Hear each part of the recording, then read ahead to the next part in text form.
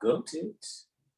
And got it on both devices there. Excelente, excelente. Namaste, namaste, namaste. Islam, Islam, Islam. I am Brother Hassan Ghazi Obey here in Morocco at northwest of Mexico. How are you? I'd like to welcome you all to our 7-day tropic medical astro weather report. But without further ado, like to have my magnificent and beloved brothers in whom I'm well pleased introduce themselves, and they are Islam, people. I am Toronto my Bay. How art thou today and every day? Sauce. Islam, peace and love. I am Brother Sean Lean L. All is well. If you haven't known, bros, what was that? Y'all call me, bro? What was that? Braveheart.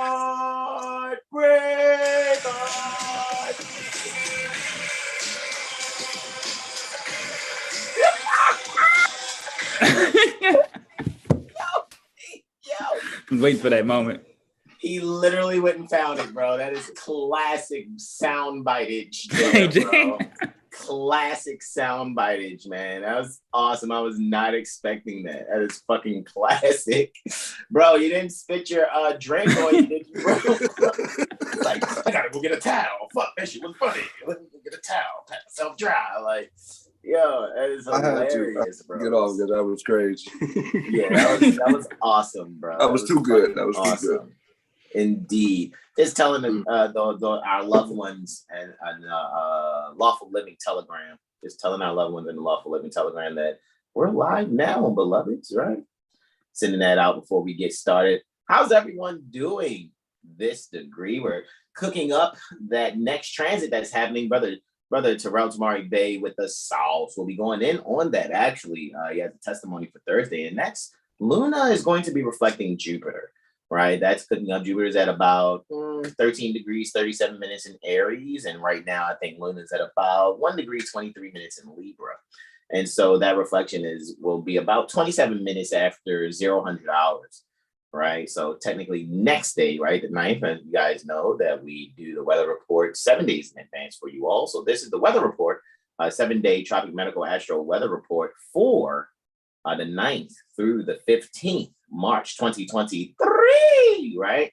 And we're going to really have some fun here. I think Brother Terrell has 7 testimonies total between his Thursday and Tuesday. I have 8 between Friday and Monday, and Brother Sean has 9 because he will be taking over Saturday, Sunday, and Wednesday, right? As far as this particular presentation, I'm telling everyone to join us, right? And enjoy ye studies, right? Make sure you guys have pen and paper. I know there's a lot of beings out there that really enjoy our Tropic Medical Astro Weather Report. Shout out to John Alexander Dix, bro. I'm almost complete, bro. Almost complete. I have up to Scorpio done going in the reverse, and I have these to finish for you for your teacher's edition for the literature. The books are already complete here.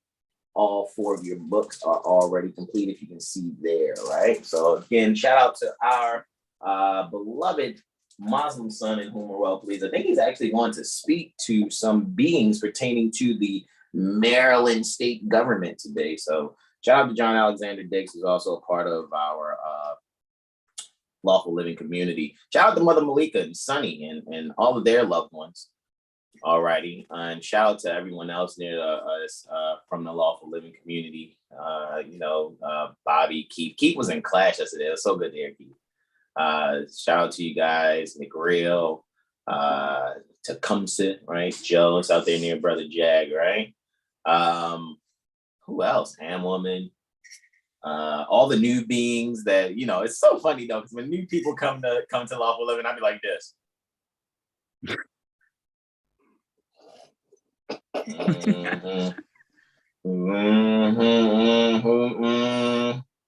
Don't just be trying to get on the news and stuff. And look, sit your ass down and study, because competence is your friend. Comprehension and competence is definitely your motherfucking friend. You have got to, and I get it. People are coming out the mindset of Negro Black colorisms, and they still want to go along and get along. And it's like, you better respect Prophet Noble Drew Ali and this divine Moorish movement if you're Moorish American coming to the George Prudence gym. You know, you better be Moorish American coming in and Moorish American coming out. You see what I'm saying? However it goes, and on any level of going in and coming out, you know what I mean? Whether it's a class or you're joining for a few years or whatever, you guys have to really respect this thing. Because I think a lot of people are expecting, I'm gonna say this before we get started. A lot of people think that this is like a get out of my incompetence free card. And we're not gonna say get out of jail, because the only prison that you really live in is the prison pertaining to your incompetence and little to no comprehension. So when that is a muck, when that is awry, actually, what really actually happens is people injure themselves. And then what they'll do is they'll look to have somebody, well, that's what you told me to do. Hey. No, what we told you to do is join Lawful Living after you spent 18 months on RV Bay Publications. But you know how you are. What's that word? The Americans call the unconscious, hard-headed. Hard-headed, stiff-necked, and rebellious. But you got a nationality card, maybe, if you know how to use it, right? It's like, come on, what are you doing? What are you really doing, right? Need to be and stay competent. Do not allow yourself to be idiocized, right? That's not even a word, but let's make it one. Don't be a fucking idiot. That's basically what I'm saying.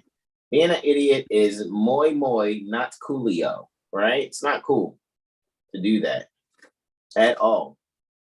So I think it would behoove you all to, and those of you that may not, me and my bros have a combined, you know what I mean? Depending on how you look at it, it's going on 9 years of study. And we all came into this at different times. However, one thing's for sure and two things for certain. We don't fuck around with making sure that we're comprehending what we're reading. To the point that even if like one of us is studying something and we bring it to one another's attention, then we kind of analyze that. You know what I mean? Collectively, when it comes down to it, or whichever ones of us are speaking in that moment in time, right? So that's what we're hoping that you guys can just really comprehend. You guys already know. 7 Hill Star doesn't go along and get along. We don't care about your Negro Black colored parties and things you want to do and but power to the people. We don't care. We don't care. We're free white persons. All righty. Our status is white, period. All righty. We don't put on jeans and tennis shoes, you know what I mean? Sneakers for you out there near what they call the Midwest, gym shoes. We don't do that.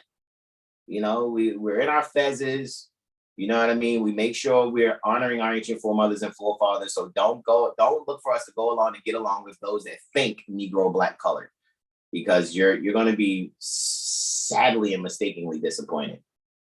All righty. So that's not what you're getting here. We don't provide astrology for people that don't comprehend their ancient foremothers and forefathers' divine creed and nationality. All righty. So don't be upset. Just recognize that we don't fuck around. All righty. And we're not going to have idiot time with you. All righty. So don't expect us to have idiot fun time with you, because we're not going to do it. So if you're offended by that, that's cool. Go and look in the mirror and tell your ears to stop making you a bitch ass, respectfully. All righty. So let me find this calendar here, actually. Calendar. Where are you, calendar? Make sure I have that up and out so you guys can see when I come on back here. So let me share the screen and show you guys what we're going in on today. All right. I gotta order that fan for the projector, man. Let's see. Boom. Share content, right? Let's share it, the content. And screen. Whoopity duppity. One more time. There we go. All righty. So as you guys can see, this is the 7 Hill Star Astro Calendar for March, Aries 2023 to February, Pisces 2024. You guys can go to 7hillstar.com and you can get this now for quote unquote a half-priced download. Looky, Astro cookie, right? Because it's normally 36 units, and before the vernal equinox hits on the 20th at about 1723 Eastern, which is 5, I think that's 523, if I'm not mistaken. Post meridian Eastern, if not 521. Had to double check that on the calendar. Maybe one of my bros could let me know on the double check. I mean, I can definitely double check here. Hold on, let's double check here. 524 post meridian Eastern. So 1724 to be correct. All right. And you can get your hands on that for 18 units because, you know, it takes me time to put this together. You guys remember, we're doing our own creative things. Even if I go and sample what looks like emojis and stuff like that and put my own combinations of things together, it still takes time to put together, guys. All righty. So, you know, you're just basically exchanging for the time that it takes to put together. I don't care what your expectations are. All righty. You're going to honor our energy and honor it happily. Yay, look at you, happily honoring our energy.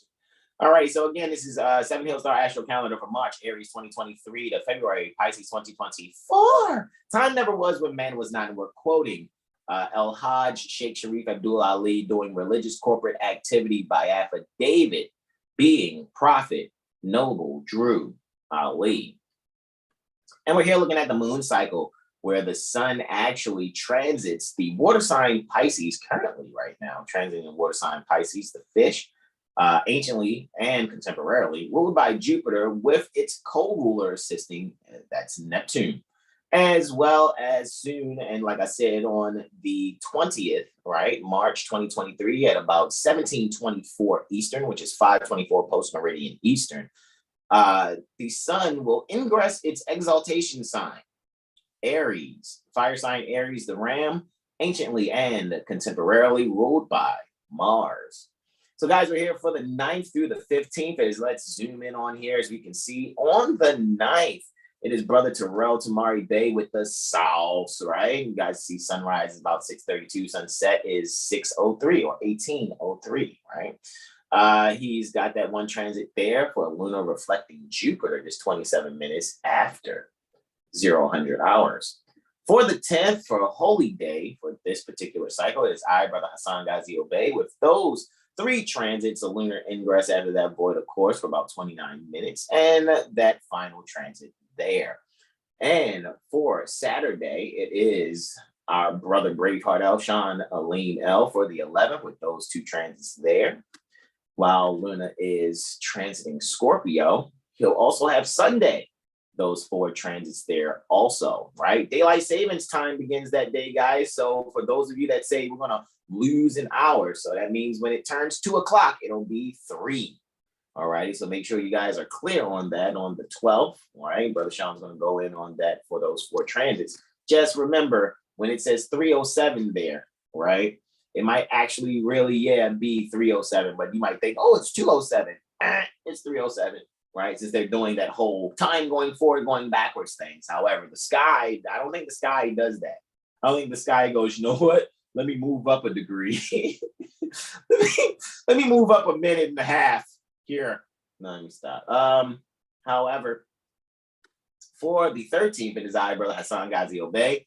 I have that void of course moon for that one particular transit where lunar sextiles Pluto, then that's about a 23-minute void of course moon. You guys already know void of course is buyer's remorse, so make no major transactions while the moon is void of course. Wait till after, or do it a couple hours before, right? Then that one ingress into that lunar ingress into Sagittarius, and that final transit there for Moon Day, that lunar Saturnian quartile. For Tuesday, it is our beloved brother in whom we're well pleased with, the South, has 6 transits to go over there. And the 3rd quarter moon is happening on that day on the 14th, March 2023. And closing us out on the 15th is our beloved brother in whom we are well pleased, Brother Sean Alimau. He has a void of course moon at his first transit also. And that's about a 3-hour and 15-minute void of course. So make no major transactions between 0400 hours, 50 minutes and 0800 hours and 5 minutes. Then Luna will ingress Capricorn. And then we'll close out with those last 2 transits there. All righty, so that's how we're looking, guys, what we're going to go over this particular cycle. And let me stop the screen share here on this particular device and then do the screen share over here where we're, right? Okay. And sharing the screen. And it's all good, brother Jag. I already see, man. I'm on point.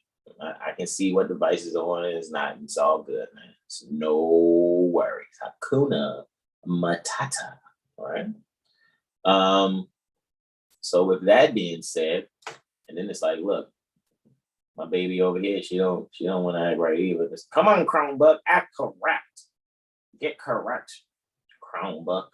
All right, there we go. There's a screen share going on there. Excelente, excelente. Right? Let's see. Bro, you can throw the remote to the Brother Jag computer, don't come in. Okay, no worries. Let's see. Guess we could possibly do that for right now until you get to Saturday. So, boom, shakalaka. And see how it works out for you there, bro. All righty, so starting us off for the 9th March 2023, right? For these last few days in the Moorish calendar year, 1442. It is our beloved brother, in whom are well pleased with the sauce. Brother Time Sar Regulus Muhammad Bey. Brother Terrell Tamari Bey, Islam. Yeah, all righty. Islam. Okay. So we're looking at the 9th of March, 2023 Christian calendar year, 1442 Moorish calendar year. The sun's at 18 degrees Pisces, 37 minutes. Interestingly enough, sun's in the 12th house. There's a 1 minute discrepancy, as you can see.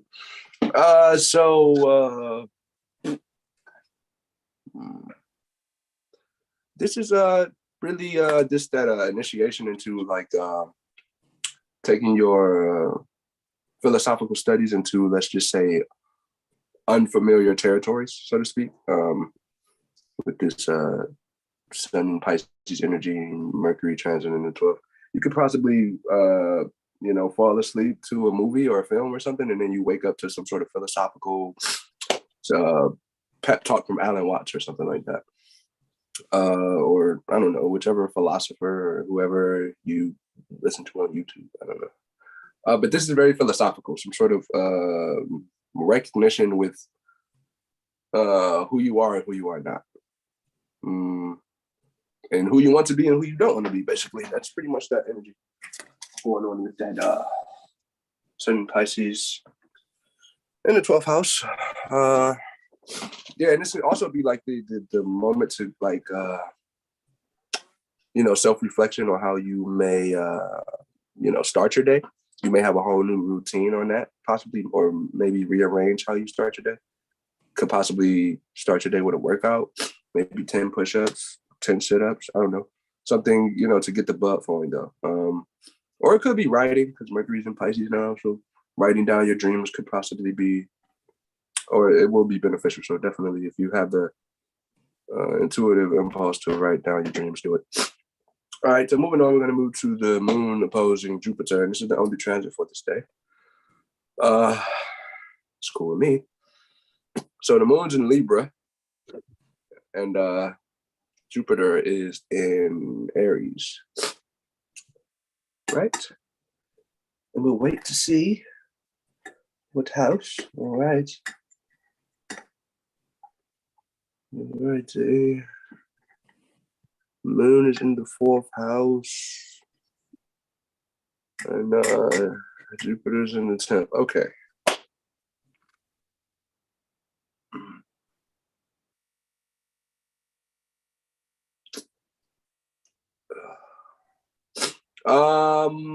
So yeah, maybe the whole spring cleaning thing, how like we clean our homes, and that's definitely the energy. However, that's more being internalized, so to speak. Meditation is possibly like the focal point or something that's very potent here. Meditating and connecting to the divinity, so to speak, the divine, like knowing that you are this, physical shell. However, you're in between the physical realm and this, quote unquote, spiritual realm, or the seen and unseen. So there's a sort of a mesh or a unified realization happening here with this moon opposed Jupiter. certain things that you may have been, connected to, because the moon's ruler, moon's in Libra and its ruler, Venus in Aries. You could just be, having a whole identity change in the best way. Maybe you could be cutting your hair, dyeing your hair. Also, like with this, Venus is specifically in the 11th house. So like, this could be a uncomfortable conversation about astrology, because on one side you got,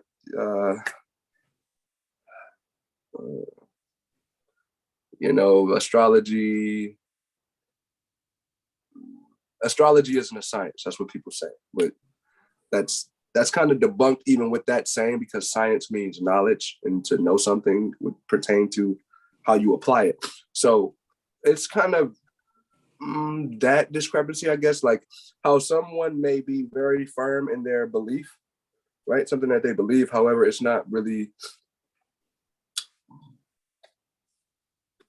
it doesn't have a solid foundation. It's just basically people regurgitating things that they heard from, social media, whoever they look up to, whoever is the guru of the whatever. To not actually know those things is basically being like recognized. So who actually is studious and actually studies what they, are into, versus those who are just basically selling you sweet whispers of nothing. That's pretty much potent here, and we can all see it very clearly here. And then Saturn's in Pisces, so it's like,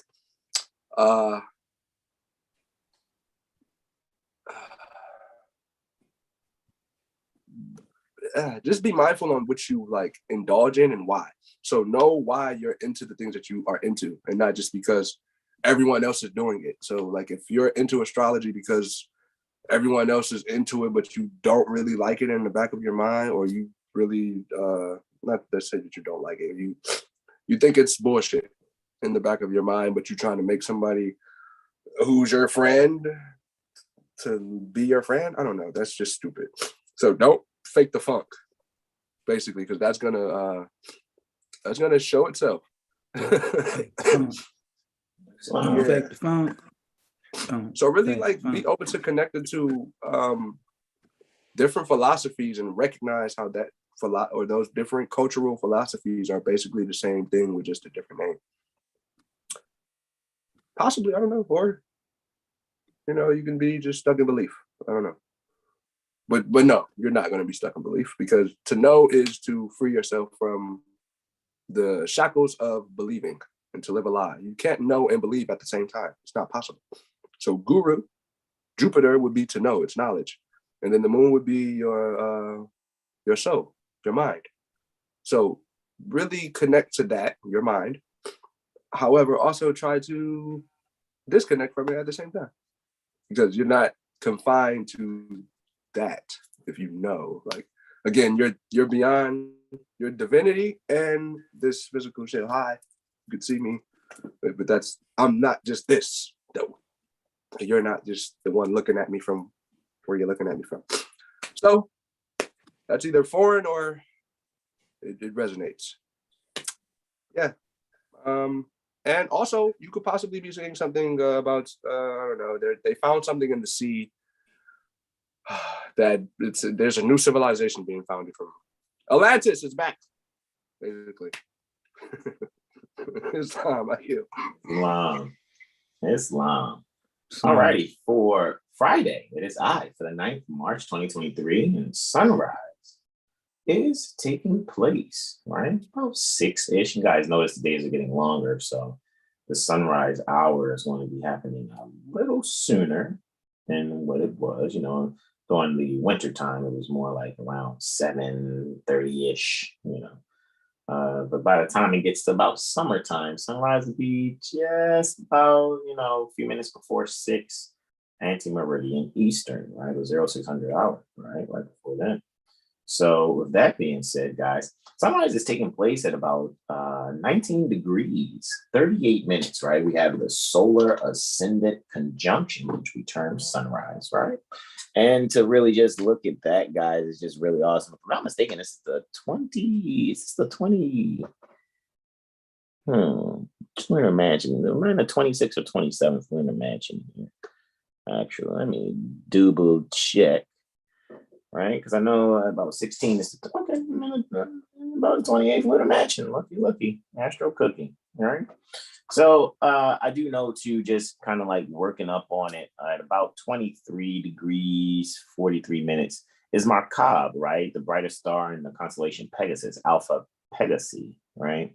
Which has, this energy, and since it's rising here, right? Extreme misfortune, suicide, drowning, and perhaps murder, right? So I know that's like, whoa, what's happening? I thought you guys weren't doom and gloom astrologers. No, we're not. I'm just letting you know that just a few degrees after where the sun is rising, Neptune is just coming off of being conjunct that also. So what you're going to see here, guys, is going to be a lot of justice pertaining to healthcare. All right. There's going to be something exposed about someone in healthcare that has not been treating patients very kindly. All righty. And that's going to really come to the forefront to the point where a lot of people are going to be seeking justice with some type of medical information. And I think it's going to be a boatload of lawsuits. I really feel too strongly, well, really having, not just feel, but it is a bit of feeling, intuitively and insightfully picturing in my mind, there's going to be a lot of lawsuits being done to the point where I think a lot of beings are going to either shut down, completely reset themselves as far as the types of businesses they've been running, because what's being brought up is all the statutory demand that the majority of people want to recognize that they're not under, and assumed contracts that they thought they were under are actually going to be exposed. This is a bit of removing the cover. So if you think it's extreme misfortune, suicide, drowning, and perhaps murder, what's going to happen is a lot of people who have been thriving off of the ignorance of beings, they're going to feel that they've gone through a spiritual suicide. And spirit is just life breath, right? So whatever their life's breath was, it's going to be cut short. And they're going to have to determine some new motivations for themselves, provided that taking advantage of the ignorant is not going to happen. Even though a majority of the people are not going to get into the knowledge, like those of us that are extremely studious and know that we're adept students for life, what's going to happen is there's going to be an energy moving about the planet so strongly that a lot of people aren't going to even try to be deceptive.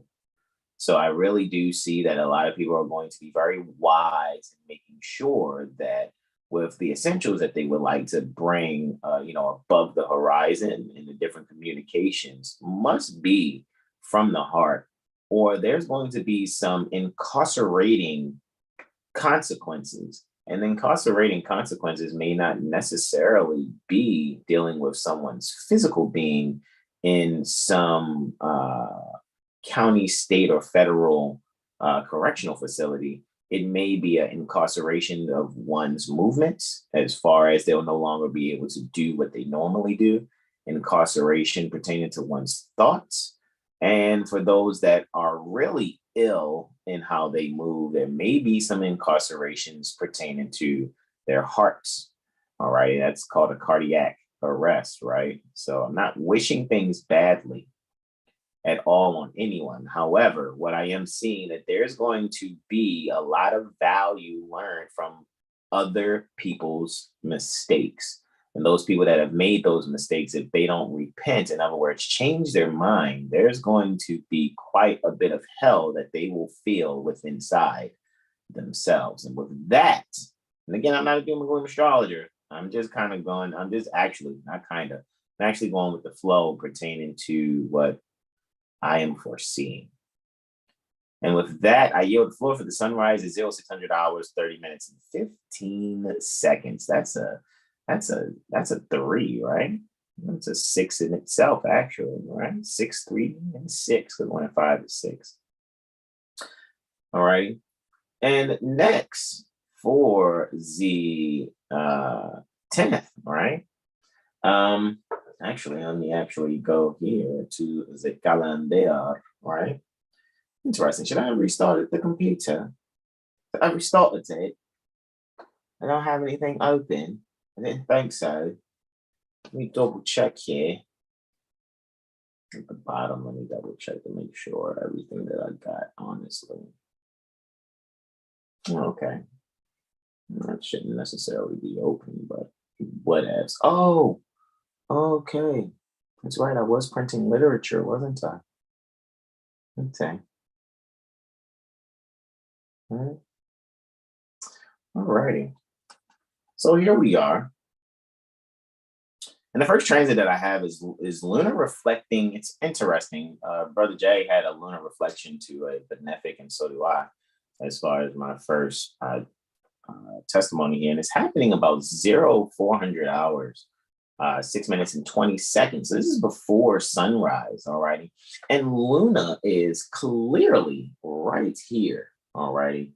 Luna is in the 9th house, guys, right? Luna's in the 9th at 22 degrees, 4 minutes, right? Look at that. That equals an 8, doesn't it? So at 22 degrees, 4 minutes in the 9th house in Libra, right before, entering the 8th house, right? Luna's reflecting Venus here at 22 degrees Aries, right? Very Saturnian, that degree. This is happening, and it's interesting how Venus is in Moon's joy and Moon is in Sun's joy. Saturn's ruling the ascendant while in the first house, so there will be some delay to people's activities and the things that they are seeking to do. I will sense that, however, this will be very beneficial for the transformations that are happening in so-called spiritual institutions.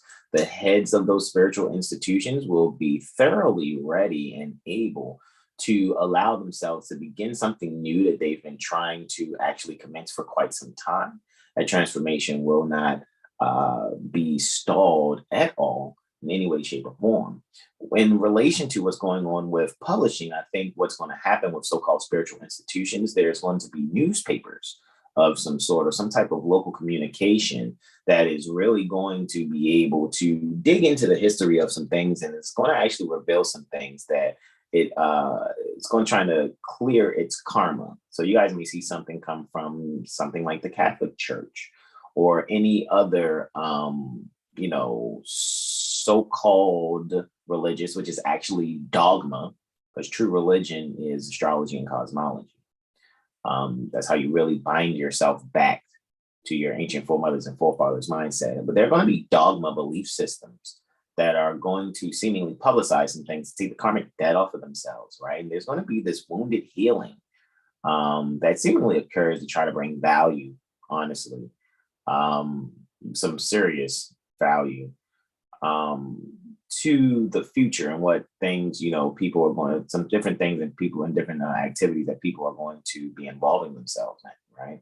So with that even being said, we're having Mars ruling over the 3rd house, and only in the 3rd is Venus, North Node, and Uranus. I know it kind of looks like Chiron is there, like it's at 14 degrees, just coming off a conjunction with Jupiter, which is still in the 2nd house, right?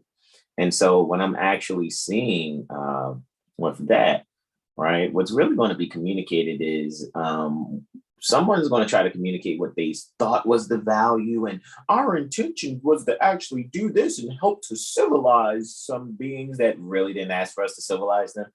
But yeah, people are going to try to relieve that karmic debt, and what I can actually see occurring is a means to really have an opportunity really to possess one's soul direction in making the sudden changes necessary in the values of the people and the ideal values when it comes to the people who are really titled under agriculture, right? That's very Tauran, right? Pertaining to Taurus.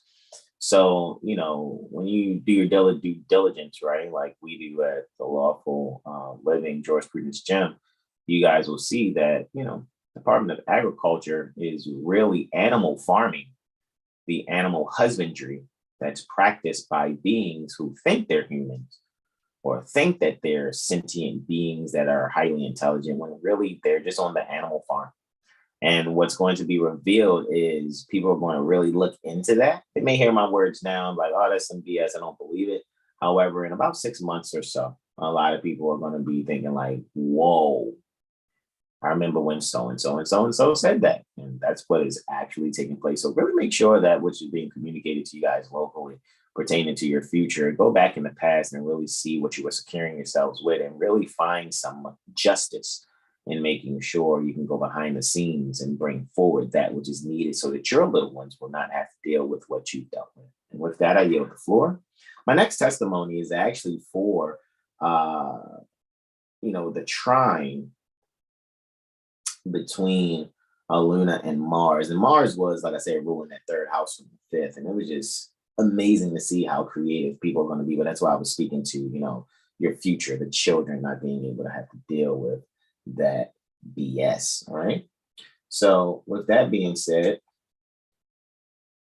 this is happening right before sunrise also, if I'm not mistaken.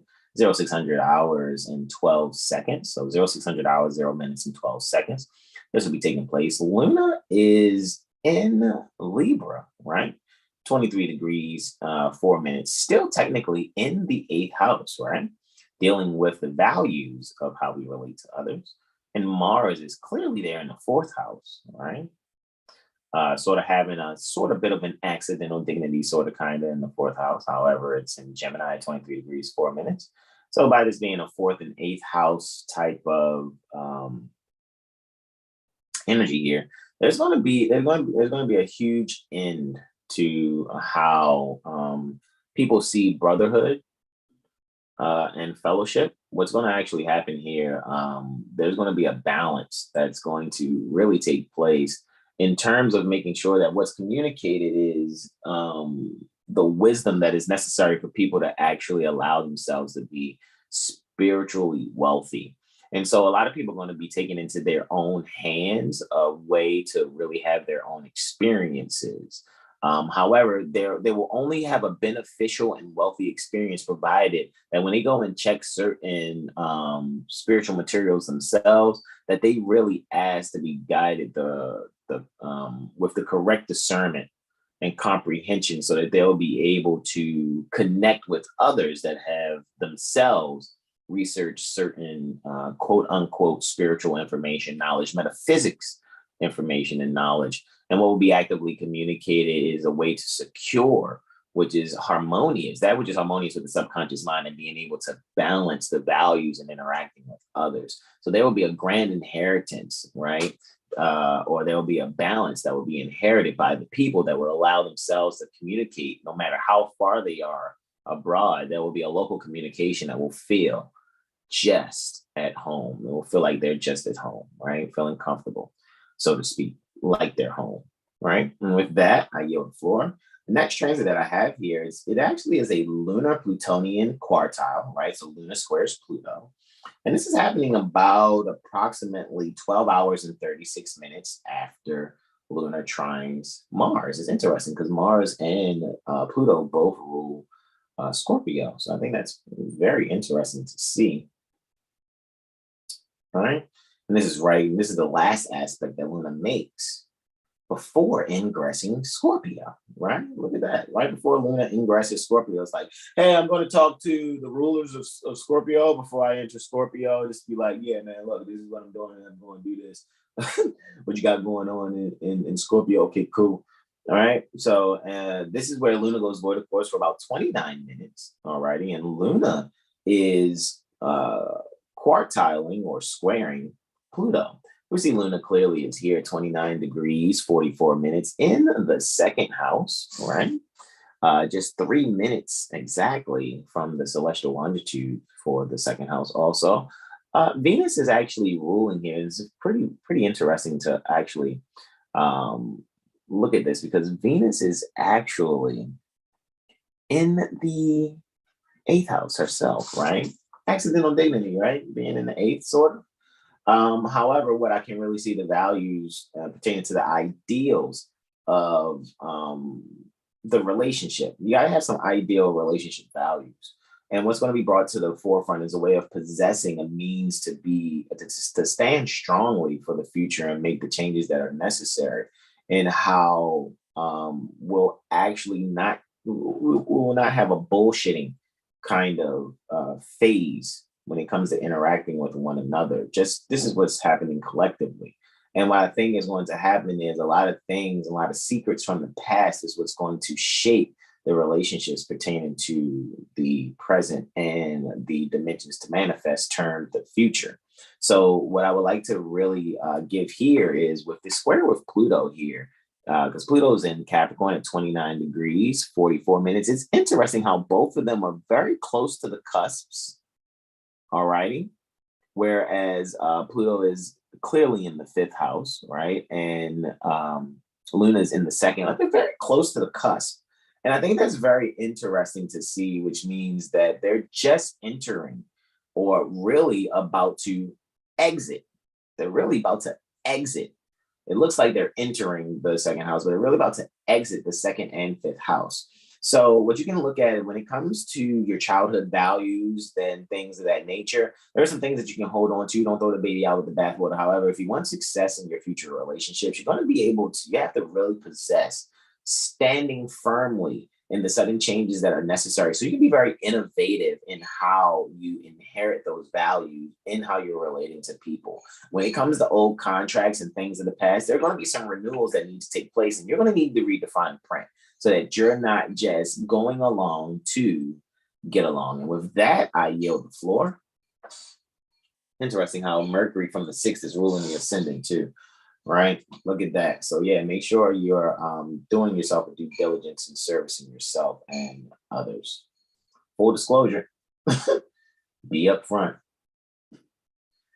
After that 29-minute void, of course, right? Luna ingresses Scorpio, and that ingress is actually taking place, interestingly, right? In the 2nd house still. Looky, Astro Cookie. That's still happening in the 2nd house. Interesting. So what you guys can do in this, is interesting too how Venus is ruling that, right? However, Venus now is clearly in the 7th house, so she has accidental dignity there in the 7th. However, in Aries, which would kind of be a bit of a debilitation, right? Even with that last transit, it was like, oh, in Aries and in the 8th house. However, again, not a doom and gloom astrology. I think we can really possess the ideals necessary in really partnering ourselves in a way where when we're behind the scenes, we'll actually see that we'll get a lot more work done when we share the creativity. Alrighty. And you'll see that a lot of things from our childhood that we used to actually do, or maybe even things from our past lives, what we used to do, we'll be able to strategically plot and plan those things by digging in our past just a little bit and some values that are there that will help us to propel, so to speak, or catapult ourselves on our way in the so-called future, so that we can be able to really make the products and or services that we provide really flow in a way that it isn't a burden. All righty. Sometimes people get into things. They may want to start create a product or start a service and may not have the wherewithal of how to make it work like a well-fine tuned machine.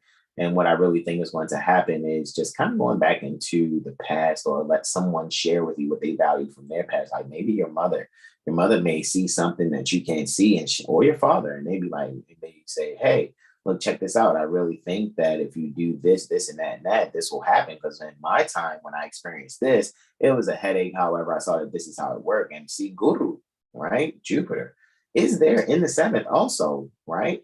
And it's interesting to conjunct still that Chiron. So what I'm just really seeing here, guys, you'll be able to really expand that learning based off of someone's wounded healing. So Chiron is also a great professor, great teacher. I know a lot of times they say, especially when it comes to Moors, you will not learn to make changes and do what's necessary unless at the point of a sword. I'm paraphrasing, right? So with that, be able to really bring out the values that are necessary and making sure you're moving forward and how you relate to others, and really expand that knowledge and that from that wounded healer who is making sure that you are going to allow your subconscious mind to really go behind the scenes and really think of those things from your past or observe things from others' pasts, and really find a balance and harmony that is really necessary so you can make the transformations that are beneficial. And with that, I yield the floor for that. Lunar ingress is happening at 1900 hours, 5 minutes and 29 seconds, or 7:05:29 post meridian Eastern. My last transit actually is Luna trining Saturn. Look at that. There's a lunar Saturnian trine there that's taking place just about 46 minutes after what I just kind of went over. So after lunar ingresses Scorpio, about 46 minutes later, right, there's a trine to Saturn, right? For March 10th, 2023 at about 1900 hours, 51 minutes and 15 seconds, or 7:51:15 post meridian Eastern. This is happening in the first house now. So Luna's no longer in the second there. Now Luna's in the first, right? Making its way towards the south node, right? The lunar node making its own. Luna's on its way, getting close to its own node there. What's very interesting to see here, though, with this trine to Saturn, it's a first and fifth house type of energy going on. Venus ruling the first and Saturn ruling the fifth. What we can see is there can be some beauty reflected as long as we allow ourselves to be creative, right? Allow your subconscious mind to be very creative. Pull some things from a past life if you can, or again, pulling some things from your childhood that will really be essential to your creativity, because I think your health is going to depend on it. Make sure you think clearly and communicate those things so that your genius will actually shine and come forward. Do not allow yourself to be the type that, is worshiping what other people may think about you. So you kind of extinguish that fire pertaining to new ideas. Do not allow that to happen. All right. Just make sure that whatever new ideas you have, you can find a way to incorporate it with non-statutory incorporated. Like, in other words, bring it to the forefront, bring it to people so that they can be able to palate it, so to speak, so it doesn't seem off-putting to their taste. However, at the same time, again, do not screen yourself for the sake of fame, right? Right, Brother Terrell? A master never screened himself for the sake of fame, right? So with that being said, I am just basically saying there's going to be a great harmony, right, with your subconscious mind and the essentials in your life, right? So when it comes to the water in your body and the bones, really allow that fluidity to take place. You may find yourself doing yoga. Hey, I've achieved this new yoga pose. It was hard at first, and now I can really do it. That's also something that can occur here as well. And also be able to really allow yourself to just expand. All right, let the higher learning happen. It may hurt a little bit. However, what you're going to realize is that you like something that you've been trying to avoid, and now in you liking it, you can't get enough of it.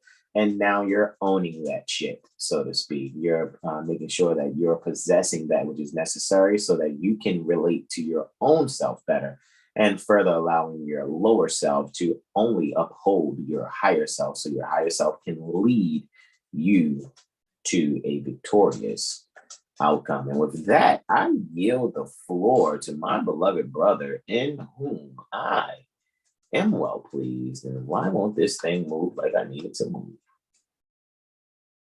2 seconds. Okay, there it goes. Maybe I should have restarted this thing. I yield the floor to my beloved brother, in whom I'm well pleased, brother Sean Alim El Islam. Yeah, I'm thinking to myself, maybe I should have restarted the computer before this. It's like, hey, don't be slow on me. Maybe I should close out of Chrome too. Close Chrome. I'll just open it back later. A few hours later. No, what'd you Make say, bro? sure you go to visit 7hillstar.com for all your astrology, Reiki, and CMOS needs. Islam, that. Yeah, go to our About Us page and let me check the chat. And here, coming actually. soon is Terrell Tamari Sauce Facebook page. For all your loving aunties and Never. Y'all are hilarious, Never. bro. Never. Why not, Never. bro? Let's see. Michael says Islam nobles. Maya B says peaceful greetings, brothers. Indeed. Up to you all. Brother Derek Blash Bay says peace, brothers. Indeed. Correcting my state of mind. You all keep it real. Indeed, brother Derek. Gratitude indeed. Michael says Islam teach Mo is shortening the truth. Just wanted to say, yeah. Oh, yeah, no. Gary, yeah, I know, right? Everybody knows when I hear Mo, and I get I know it's a colloquialism. I think it's good for us to practice being as honest as we possibly can be and telling the truth. When we say Mo, it kind of makes us look like a stooge, like, you know, Larry, Curly, Shemp, Mo. Why are you wanna do it? You know, type. But I get it. In certain cultures, on certain parts of the land, Mo is a term of endearment. But Jesus, Mary, Joseph, and all the animals in the nativity scene, it rubs me the wrong way. It just really does. It's just like, ugh. I kind of feel like Sideshow Bob when he keeps stepping on the rake in the Simpsons episode and keeps hitting himself in the face. But I get it though. He's saying teach more, so he's actually agreeing. So I'm not knocking that. I figured I would just put that out there because I have brothers that I love, and they'd be like Islam Mo, and I'd be like, Islam more, like every time. And I'm telling you, I love my bros out there near the Midwest. I love them so much because they're very kind-hearted, open-minded beings. And I get in certain cultures, especially near the Chicago Corporation, it's like Islam Mo, and I just be like, Islam Mo. Like, I mean, even like near the Baltimore Corporation, there's this one brother that, you know what I mean, was working security at one of the gas stations. Cool brother. And he was like, what's up, Mo? And I just be like, what's good, bro? How you doing? Like, because it's like once you learn the truth, it's like, okay, you don't want to shorten it. But it's all good. I get that Michael is just giving us a term of endearment. So I don't want you guys beating up on Michael, right? Like, don't you say more? But it's just like, I'm just like, you know, like, it's best for us to just do as much practicing, non-abbreviating, non-shortening things as possible. Right. Tyro says, peace and love, everyone. Antonio Bay says, what up, bro? Brodoski. Indeed. Peaceful greetings to you, Antonio. Slim Herman says, Islam, peace and love in all capital letters. He says 100. All right. So that's cool. And I yield the floor to our beloved brother in whom we are well pleased, brother Sean Aleem L. Islam. Islam, bros. All right, so we got sun conjunct ascendants, right? Sunrise, we got sun and the 12th house, right? And it's a strong beginning, right? Strokes will return the weekend, but it's the strong beginning here. So definitely a very Saturnian day. So yeah, for this sunrise, I know brother Jag was talking about meditating there, and yeah, just going within. Yeah, really going within. I would say particularly heavy before this Astro New Year, going within and cleaning out. Right, what kind of ideals are you looking to get rid of? We got Mercury in the 12th, Saturn's in its joy in the 12th, both in Pisces, right? So what can you get rid of to make yourself more wholesome, right? Being final spotted by, let's get Saturn, Uranus. We look at Jupiter in the first. So yeah, this is looking within to expand on the outer nature. Yeah. And what's really beautiful is just that mutual reception by exaltation with Sol and Venus. So yeah, you know, the things are heating. Things are heating up, right? So yeah, just look within, right? That is a mutual reception by exaltation. just to add to your, that is a mutual reception by exaltation. That's something that most astrologers don't even consider. You know, you already know we ain't the most astrologers. You know, yeah, we more astrologers, not the Mo astrologers. We the more, not Mo. Yes. Okay, go ahead. I yell. Brother Jag, you mute if you say anything, bro.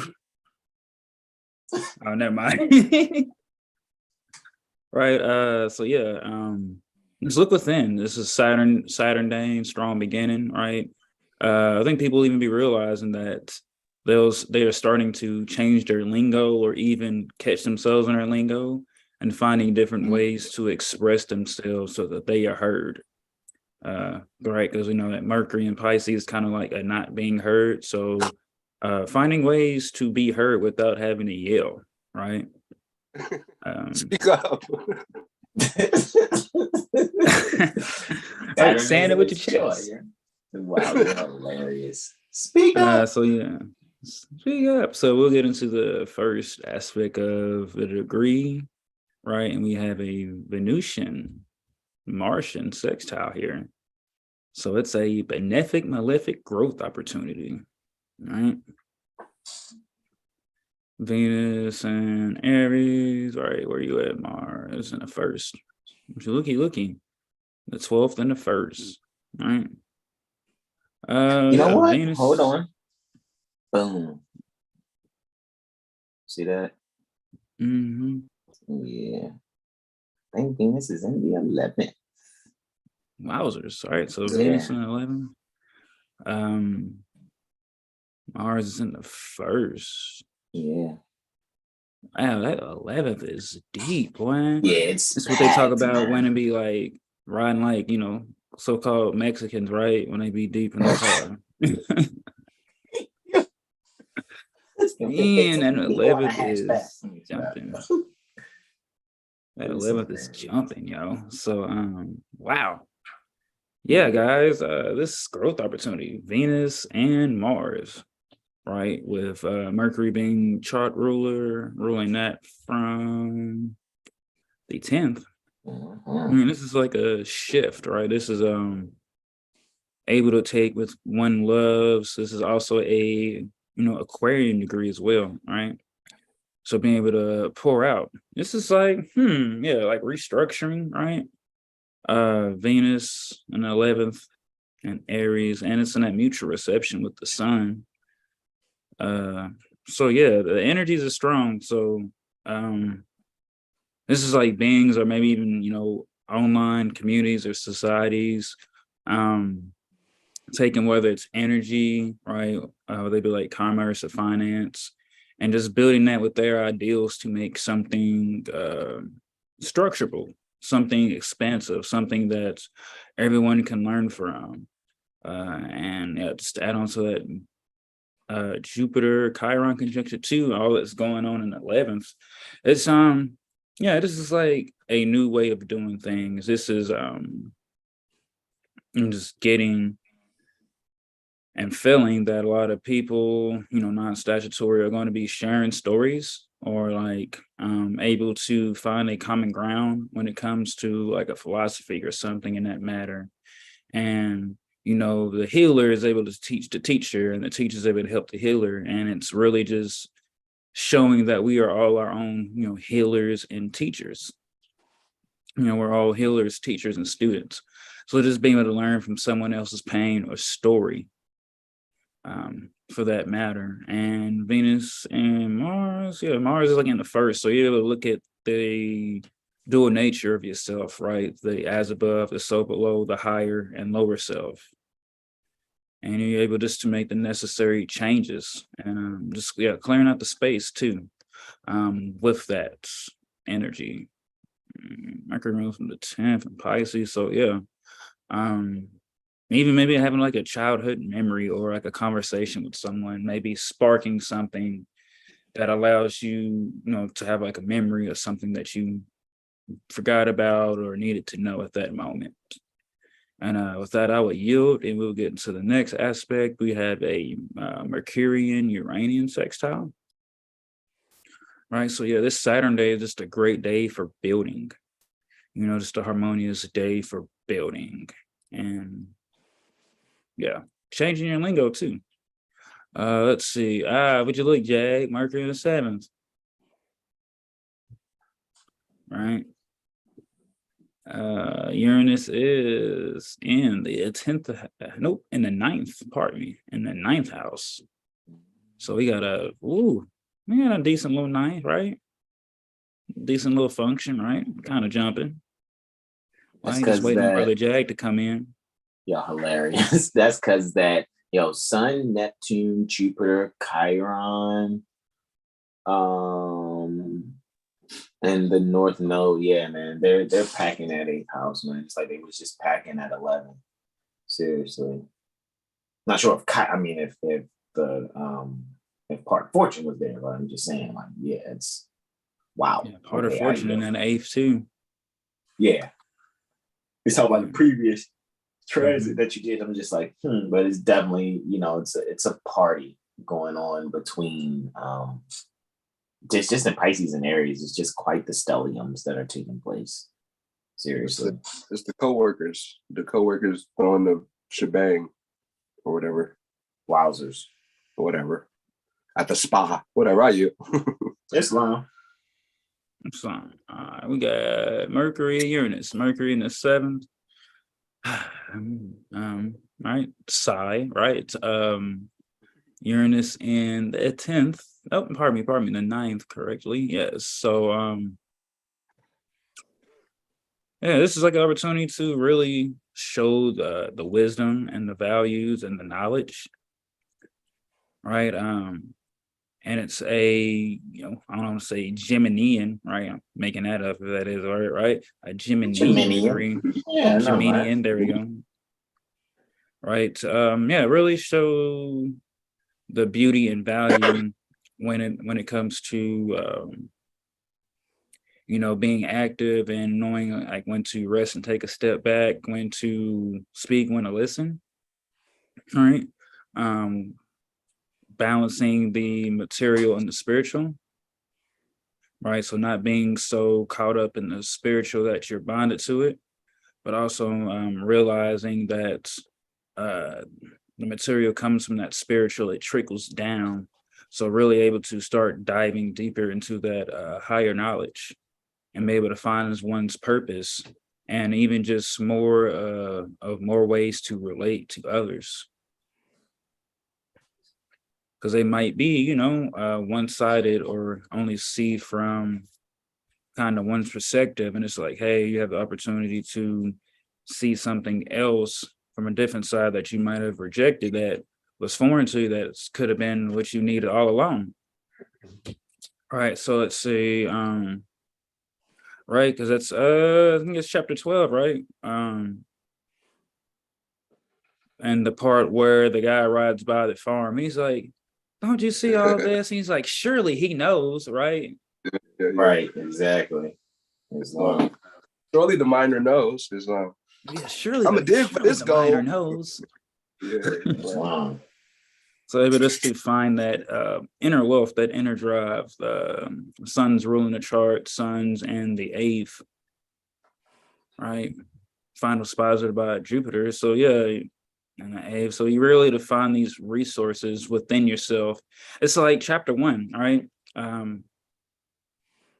The creation of follow man. This is like an opportunity to start taking oneself seriously, mentally and physically when it comes to nationality and birthrights and status, and just the knowledge and able to come back into one's mindset of realizing that we have dominion over you fish, and that we are here and our land, our birthright, our inheritance.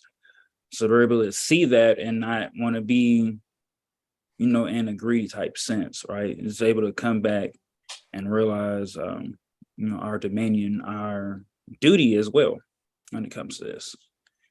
With that, I will yield with that for that Mercurian, Uranian sextile.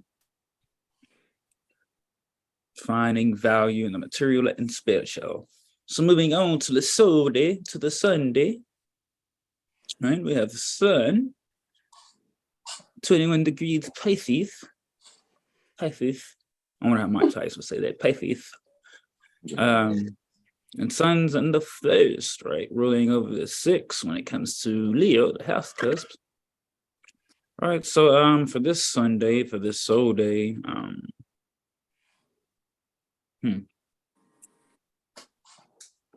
yeah, I see like a cleaning party possibly, maybe at the job, or like a reconstruction, maybe changing a couple policies, or just how some do about their daily business pertaining to the people, feeling called to, what's that word for it? Yeah, just like just chill this day. Yeah, just chill this day. A lot of things gonna be like coming to the surface, right? But that's the opportunity to really catch, pardon me, not catch, but really see what you need to see. So yeah, just for this day, just be, if you can, if it's sunny outside, right? Definitely sunbathe, right? For the 15, like 30 minutes minimum, if you can. Sunbathe, go by the water if you can, and just meditate and relax for this soul day. All right, getting into the first aspect, what we got a lunar Uranian reflection.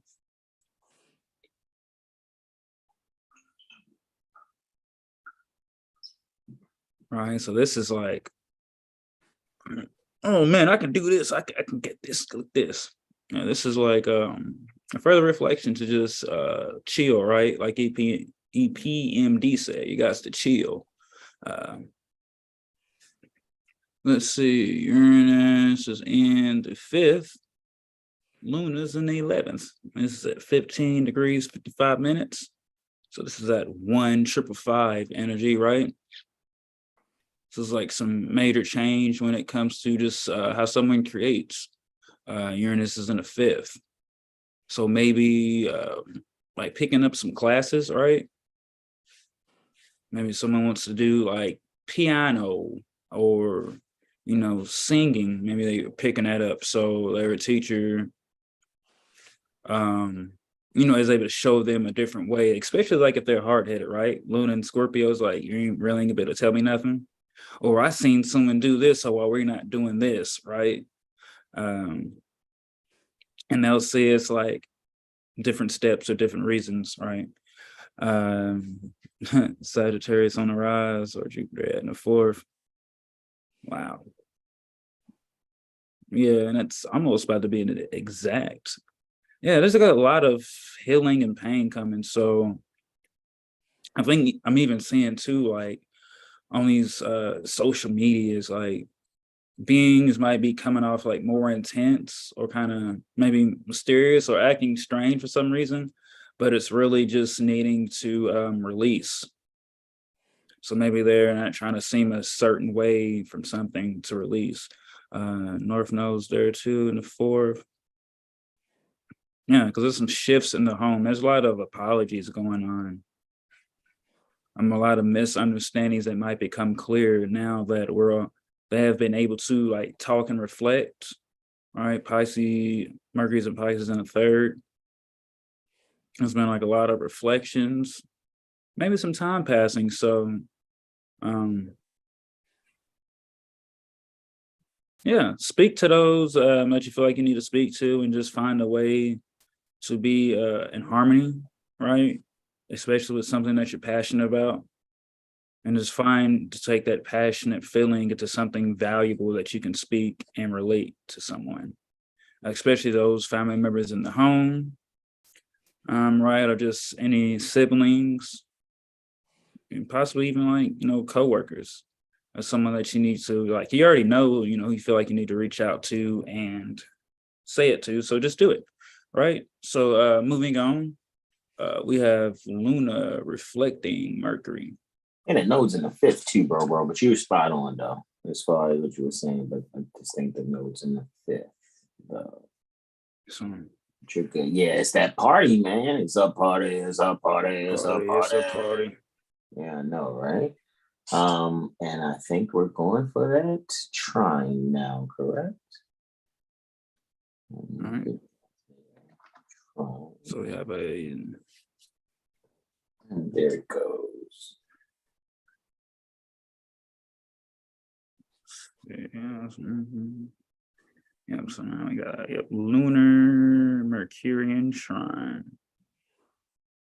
Wow, it's interesting. So Saturday was 2 sextiles. Now we're starting off the day with a reflection. Yeah, man. If you can, for the collective, like I'm pretty sure to get to whoever needs to. And if you got the time, even set like an alarm, maybe to like wake up an extra 20, 30 minutes earlier to maybe just kind of sit with yourself and reflect before you do whatever you need to do for your daily routines, just to have that extra, time to really reflect before that first reflection, because now we're moving into a trine. So, this is harmonious, right? Luna is in the 10th. Mercury and Mercury Luna is in the 2nd. All right, so we got 10 and 2. All right. Ain't that how the folks be how they teaching how to so-called drive with the right? So this is letting Jesus take the wheel here, right? Letting Jesus the take the wheel. Not the man that talking about to come save me. Right, because he's like, you can only save you, and they're like, save me, you can only save you, right? Kind of like Smokey the Bear, right? Only you can prevent forest fires. This is you can only save yourself. Type I'm not your savior. Luna's in the 10th, so this is this is another home energy, like releasing a lot of home. I would say like we said, spring cleaning. Right, for those that do like candle work, right, just energetically cleansing as well with physically cleaning the home, and realize that you're your own savior. Right, Luna is our emotions, our nurturing, and so it's Scorpio, so maybe finding an activity to do, right, sitting out in nature or picking up a sport like karate or kickboxing in some sort of fashion. Or even someone like do some snorkeling too. But Mercury is in Pisces, and this is a water trine. So this is listening to our intuition at a Cancerian degree. So being charitable to ourselves, being nurturing to ourselves, and feeling what we need to feel, right? Because this is a lesson I'm having to teach myself. So I'm going with feeling what we need to feel, right? And not ignoring that. So 2nd house. So this is finding your values, spiritual values. This is like a reset, right? I know bro said it was a reset. So now we're finding harmony after reflecting and growing upon what, letting go what doesn't serve us, what's not working for us. We're able to find values in this new being, this so-called skin we're stepping into, as they'll also term as like a better version of ourselves. Letting higher self take the wheel, right? Jupiter is ruling ascendant again, from the 4th house. So listening and holding to your temple and body, right? And if you, letting go what needs to be let go of what's not serving you, really be able to expand your values and mentality, right? It's like that show Hoarders. Folks just holding on anything and everything they can just to say they have it. But when you look at the show, their house, their domus is a mess. So just letting go what doesn't serve you and what doesn't work for you anymore, so that you can step into that new version of yourself and attract what works for you, right? So moving on, right? We have a solar lunar trine coming up next. coming off this lunar Mercurian trine. Right, Sun's in Pisces, Moon in Scorpio. And it's like an opportunity to go forward to like any detoxes or change of diets that's going on. See, Sun's in the 10th, Luna's in the 5th. It's funny because this is actually happening. It says here, you know what I mean, because they haven't gone through it yet, but this is an hour later now, technically. It's that happening at 12:31:39 Eastern. It's just that, this is still reading it as if, how the computer system is reading it prior to that so-called hour jump, so to speak. However, Right, I yield to you, bro. Time never was when man was not. So, definitely might have to find that video and repost it from the last sun cycle. Indeed. So,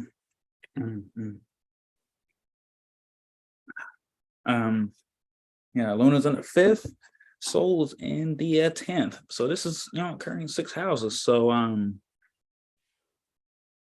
this is all about health here. This could be even like because we're all scientists, so maybe someone could be experimenting on different kind of food, what makes them feels better, what doesn't. All right, so they're able to be clear on, all right, well, I know when I eat this, I feel like shit, or this makes me sleepy. And when I eat this, I feel like I'm Goku, able to transform. So finding that balance, this is like even, I'm getting to like folks maybe even stopping drinking, right? Realizing that that alcohol and just other anything is like really kind of like a band-aid for what they're trying to cover up and need to deal with. So this is once again, feeling why you feel and understanding and processing that for yourself. And Luna's, ruling the ascendant, right, from the 5th.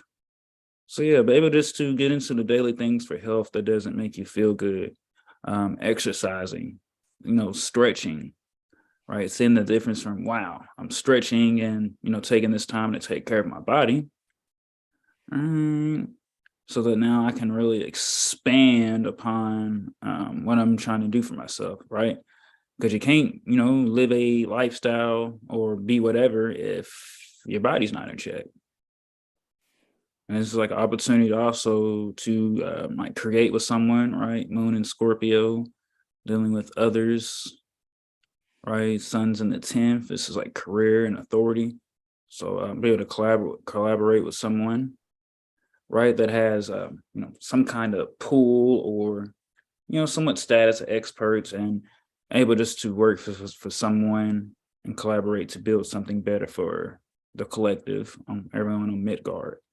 Be able to bring that beauty, that arts, that metaphysic, that knowledge, and just bring in a lot of things full circle. And be able to explain that in a way that is charitable and easy to comprehend and understand. All right, and with that, I will yield. So moving on, we've got next Luna trine Neptune, right? Yeah, you definitely had 3 trines in a row, bro. Yeah.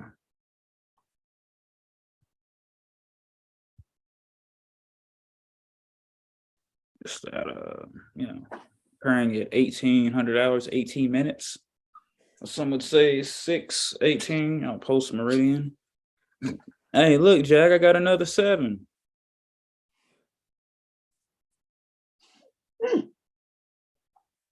Man, bro, you at least got to get 1 or 2 6s up in this joint.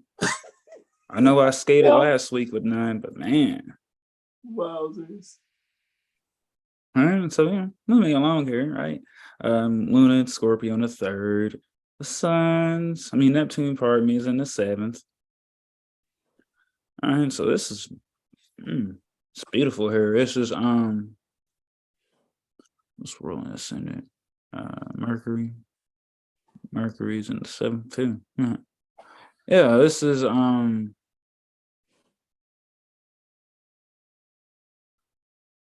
Yeah, I get like pictures of like mountains. So able to like meditate and reach your own internal mountaintop, right? Going within and able to cap your cornerstone to yourself, right? Realize that you're the Illuminati, right? If you want to go in that fashion, and quit giving other beings your status and your culture without even, truly knowing. Moon's in Scorpio, so this is like, an intense need, a thirst for knowledge to really just understand deeper than the surface, right? And Neptune's in Pisces, so that's a good opportunity to really do some deep research into yourself, or just anything that really interests you, right? Like a scientist trying to solve like a power trouble or something, working 18 hours a day, a degree, right, for multiple times just to really find it, or going on just like a long quest to find an answer, and then just enjoying more of the journey and research than finding the actual answer for that fashion. Sun's there too, so we're about to have a Sun Neptunian Kazemi, right? Wowzers. So yeah, just being clear. Yeah, this is looking within, being clear, because things might not seem clear right now, or hazy, as they would say, like that hazy ride guy. But once you look within, right, speak to yourself, and find within what you can give yourself, and just be patient, and things will become clear when certain transits move. Yeah, with that, I will yield the floor to I think that's Brother Hassan, right? Yes, Slumski. To the living master. Pardon me, bro. My bad. You are hilarious. Put the respect by adding that before the appellation. You are hilarious. Yo, stop it. Put that on. I'm just Brother Hassan. It's interesting because everyone's born perfect and everyone's born masters. They're just being taught and reminded. That's the interesting thing about this this journey in general, right? Some don't want to be masters; they want to be slaves, but act like they're masters. Some of them just want to be slaves. What was that one song? Instead of a masterpiece song, don't save her. It's like, I want to be a slave. Oh wow! Don't save them. They just want to be slaves. Don't save them. Hey yo, I want to be a slave. Super hilarious, bro. Like that's amazing, actually. So sunrise, right? It's taking place at 25 minutes and 35 seconds after 0600 hour, right? That's 6:25, 35 anti-meridian Eastern.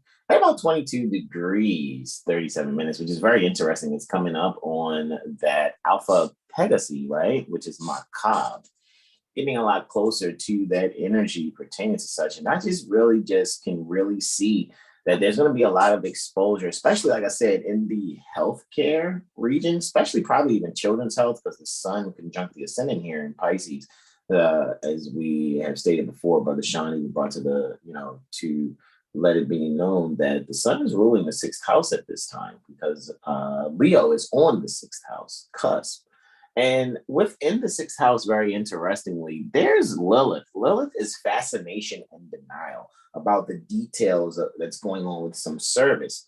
And so since that's taking place pertaining to children's health, I think people are going to really find out that there's been something going on. And I know it's probably not going to be some surprise to some, but it's going to be a huge surprise to others. And what's going to be brought to the forefront is people are actually going to suffer the consequences for being for doing such an injustice in the so-called medical field, when true medicine is middle sight, right? Medi, M-E-D-I, is middle, or the center. Cine, C-I-N-E, which is the root in the term cinema or cinematography, or like, the particular channel that's out called Cinemax. So medicine is middle sight, or to see the center, right? And so to have a balanced sight, so to speak, is to partake in medicine, right? So with that being said, I really think when it comes to that particular field, people are going to really see, and they're not going to take it. This is definitely, we're not gonna take it kind of energy.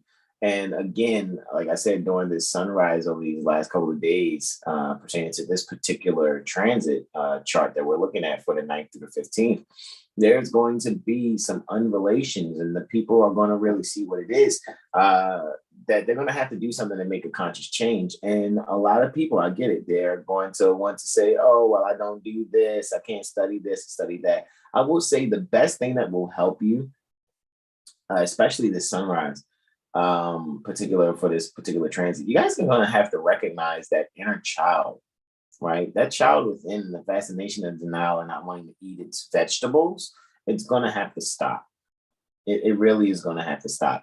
If you guys want to really retain information and really be able to regurgitate your studies accurately and strengthen your comprehension, you're going to have to stop. And I mean stop eating flesh and dairy and all types of, you guys are going to have to stop it. You're going to have to stop eating the fish, the chicken, other seafoods besides fish, the beef. You're going to have to stop it. The eggs and cheese and milk, you're going to have to stop it. You guys are really going to need to focus on making sure you're doing the proper decision making in your nutritional value, right? And maybe you need to really look into herbs and naturopathic type of remedies for your body, such as acupuncture, chiropractic work also. Because all your nerve endings to your body run through the spine. And when the spine experiences subluxations are minor dislocations, and each portion of the spine is ruled by a certain planet. So due to certain planetary transits, there are certain subluxations that will occur in the spine. You may find like, oh man, I'm having this, happen to my body. It's really getting on my nerves, literally nerves, right? It's painful, and you'll probably see that all you may need is some type of chiropractic adjustment. So really pay attention to that, because sometimes we may take muscle or nerve pain to be something due to a certain motion in our body away from our spine, when the answer 9 times out of 10 will be probably dealing with the spine or some other bone structure connected there too.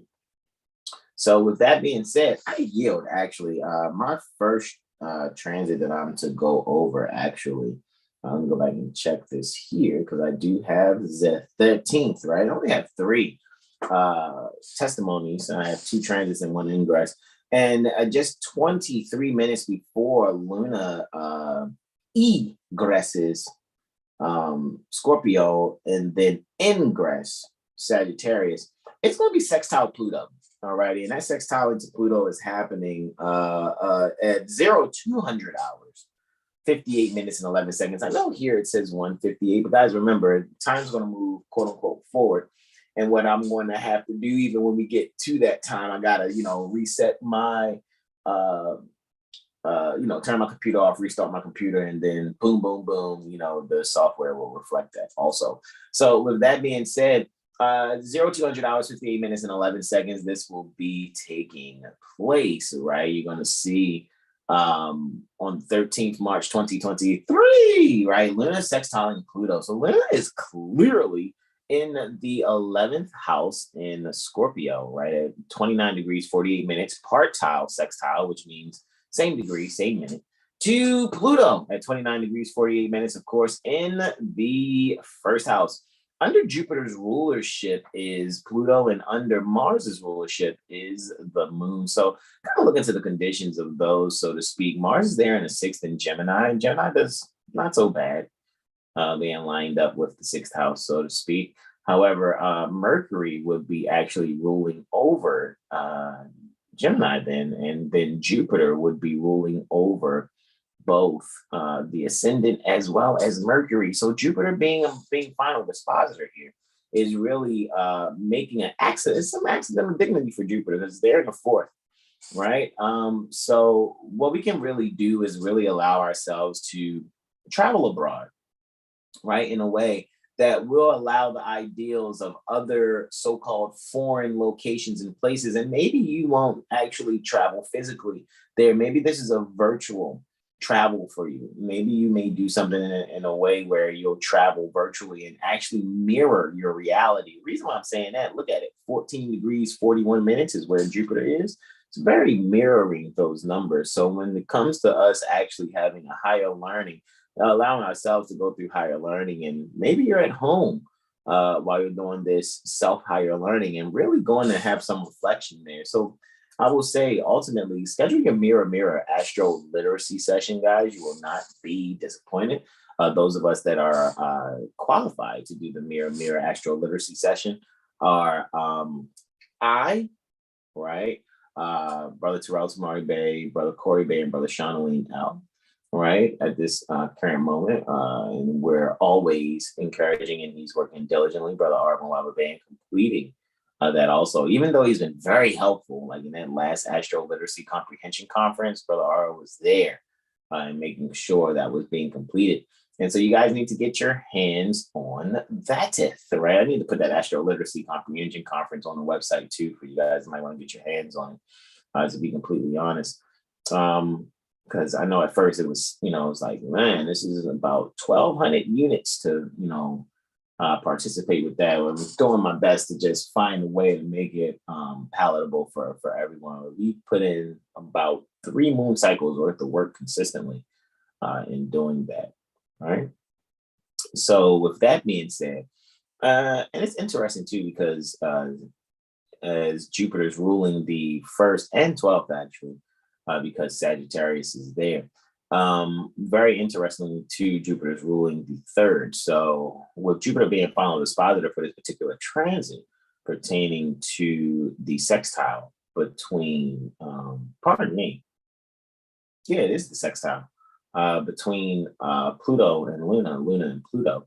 The people will be able to make transformations to themselves based on the values from, their own standing, right? People will know them for something in the past. It's maybe a Hall of Fame type of energy also, right? People will be actually recognized for things that they've done in the past, and they didn't even know that people were really paying attention to them. So try not to shed a tear due to people actually honoring you for that which you thought you weren't even being respected for. Right. So allow yourself to make sure you're being able to do that, because not only is Jupiter ruling over this particular transit by being final dispositor, it's also ruling over by being final dispositor, not only the 12th, 1st, and the 3rd house, but it's also ruling over the 6th and the 7th. Very interesting, because Mercury's ruling the 6th and the 7th house. However, it's under Jupiter's dispositorship, also Neptune's dispositorship, our co-rulership also. So guys, make sure you're really allowing yourself to be comfortable and allowing the people to, exalt the value about you. It may even be local, and someone may actually deal with an appreciation ceremony. You didn't know that, you're trying to figure out why are my children trying to be kind to me right now? And the whole time it was just an appreciation ceremony. It could be as small as a child drawing you a picture to put on the refrigerator, or as large as some dinner, right? Some evening event, and the whole family is invited to honor that mother and or father, or, just both, right? We're always promoting the in harmony with nature unit, right? Because every human being got here because somebody was clappity-clappeting, right? Unless you're a test tube baby, right? Test tube baby. However, yeah, respect your ancient foremothers and forefathers and honor nature, right? And make sure mother and father, which is the only family dynamic that is admissible in nature and in my book, honestly, and the only one that I respect, make sure that you're really allowing yourself to expand the areas pertaining to your life where you can have wisdom for yourself and service those that you relate to, and make sure that you're being able to communicate what needs to be instituted from your heart. And with that, I yield the floor. Luna is like 23-minute void course, right? So do your best not to make any transactions, any major transactions for those 23 minutes. Luna's ingressing Sagittarius, right? And where is that taking place, right? But lo and behold, just a little more than 12 hours later, actually. Hold on, is that correct? Whoa. Oh, yeah, we went probably in another directiones. It's all good. Yeah, just do previous one time. So I was like, hold on. Yeah, so it'd be just 23 minutes later, actually. So it should be taking place at 4:21 anti-meridian Eastern for the 13th March 2023. All right. Hey, let's see what we got there. Yeah, so 3:20 and 32 seconds, right? So 0300 hours, 20 minutes and 32 seconds. That is absolutely correct. And it's taking place in the 11th house. Let's see what's happening there. Yeah, it's perfect, right? Under Mars's rulership there in the 6th, where Mars is, under Mercury's rulership, Mercury is in Pisces, and under Saturn rulership is Mercury. So we're able to really bring some very innovative ideas in how we actively communicate to those in some type of communication service. I think that there's going to be some friendliness that someone may experience on a certain phone call or something. And people are going to actually recognize that you can actually get the results that you actually desire by really being kind. You know, the more you're being kind, even if it's a situation where you're trying to figure out some information so you can sue someone particularly. There's a certain kindness in how one is to speak, and you will really see that the people that are foreign to you will actually provide you everything that you need from behind the scenes. All righty. So make sure you're just speaking in an intelligent tone, actively speaking in an intelligent tone, serving them the kindness needed so that you may receive the essential and innovative, favorable reply. And with that, I yield the floor. Finally, my final transit actually for Moon Day, the 13th, March 2023, is happening. And this is interesting. This is happening about 0500 hours. All my transits for this day are pre-sunrise. Right? Pre-sunrise. I think that is muy interesante. Right? And this is happening about 0500 hours, right? Am I seeing this correctly? Oh, no, pardon me, 0400 hours, forgive me. 0400 hours, 33 minutes and 25 seconds to be, because I keep adding that hour, guys. This is after so-called daylight savings time, right? As it's called, right? It happens on the 12th, right? So with that being said, this is a lunar Saturnian quartile, alrighty, and Saturn is clearly in the first house with Pluto, while ruling the first, and then Luna is still under Mars's dispositorship. However, in the creativity house, in the area of creativity and sex and recreation, because 5th house is also a very coital house, just like the 8th house. And what will actually happen here is we'll be able to bring forth and very transformative and awe-inspiring discipline, so to speak. We'll be able to really bring forward the structure that is necessary and make sure we're actively communicating to children, like maybe someone else's children. Maybe there's some foreign mother, right? Maybe you're actually someone who's involved in foster care. You have actually gotten a license from the state, from the Children and Family Services program, who's funded by the Department of Agriculture. Maybe you actually have a license to do foster care, who really only you are someone who can be held to child protective service type of policies, not the common people who do not have said foster license. So maybe there's some foreign mother, maybe you're someone who maybe, adopts children. And what you're going to really see is there's going to be a talent though. That child, so to speak, is going to bring forward some type of talent, or you're going to realize that they can sing and or do music, or they may actually be very helpful in a way where, securing things abroad may be very awe-inspiring. So you may have a child too who may get you a trip.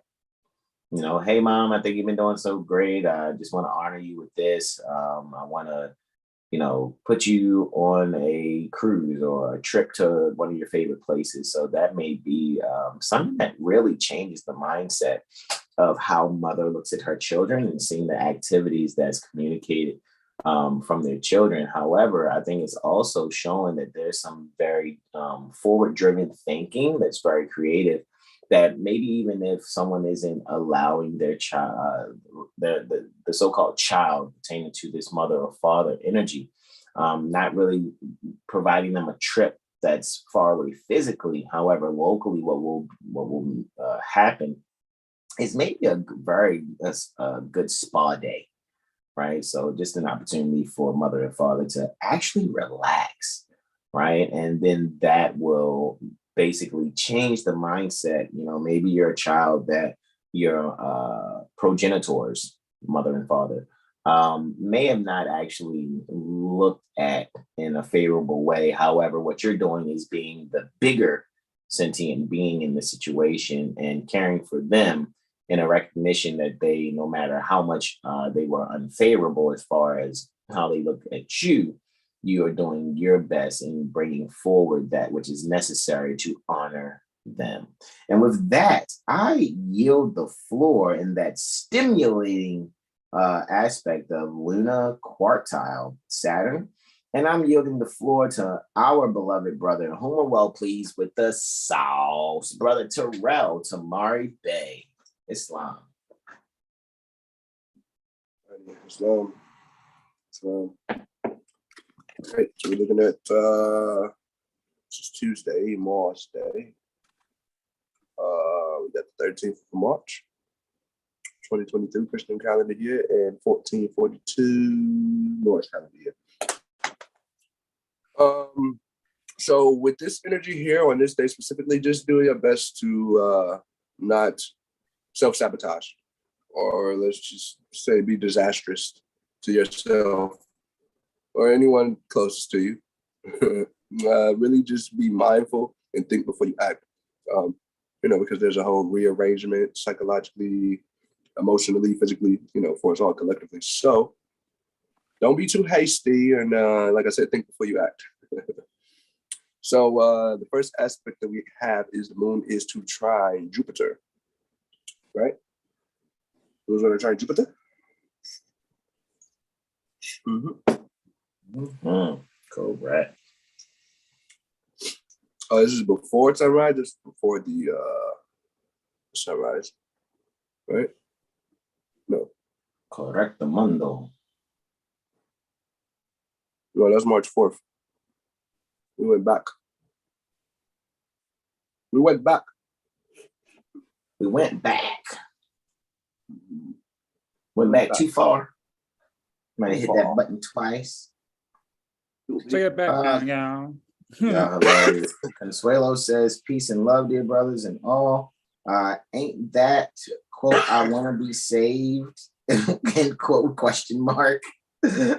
When Brother Sean was like, I want to be a slave. Don't save them. They just want to be slaves. Don't say, hey, Brother Sean, is there a way you can make that a song? It's very possible. With the vocals, bro. I'll send you the vocals.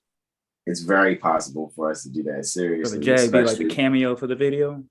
You guys are hilarious.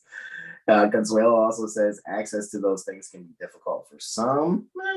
Possible if you're talking about acupuncture and chiropractic work. And there's some chiropractors I know, like shout out to Mother Delilah Paseo.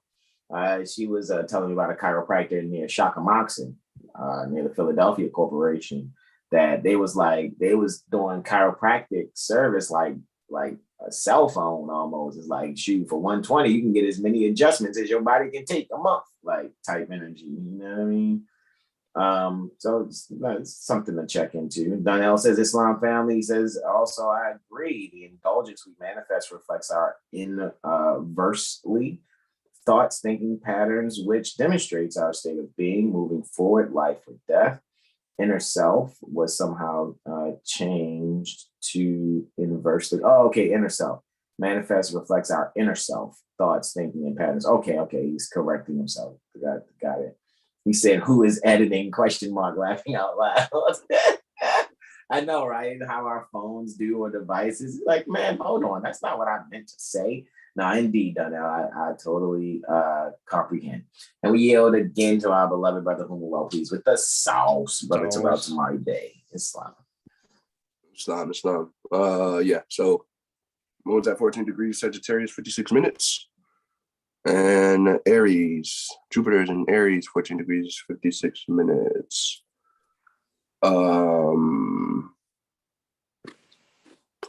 sorry to listen to Seven Hill Star, but now I see what y'all said and I listened. So yeah, here's my apology voucher. Thanks. Ayo.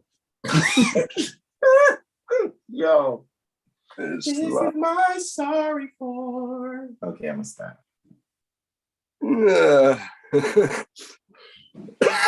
So this is a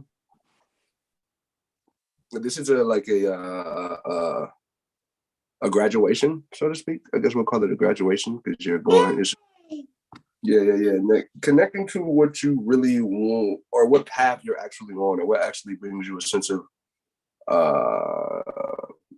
compassion and peace, so to speak, based in the things that you do or how you basically put yourself out there. So, Moon and Sag, or Sagittarius alone is just like I was saying earlier, it's different cultures, different cultural backgrounds, like, monks or what's the other one? Buddhist and Christians, Muslims, whatever. That whole. You said what? I said Muslims. Like, stop. I was just being facetious. Go ahead, bro. This is a whole new sense of like guidance based in that whole school of thought, or whatever school of thought you may be in. You may be guided more effectively because you're basically listening to your own sense of reason. Moon and Sag trine Jupiter and Aries. Jupiter is conjunct that Chiron is separating. However, it's basically showing you. It's like instead of being into therapy, you can like literally study your chart and like get into medical astrology, and you can find things that will basically, it will be way more. It will be a way more effective and efficient remedy than therapy. To look at your natal chart instead and actually connect to the certain things that you say. If you go to therapy, this is a thing for you. You can see within your chart where and how you may need to basically apply yourself to remove this self-inflicted doubt or or like inherited uncertainty, so to speak, or someone doubting the beauties of the mind, so to speak. Someone always wants to look for a savior. So that whole reality is being reformed because there's a sense of wealth that wants to be grasped. And we're not just talking, pentacles or actual coins.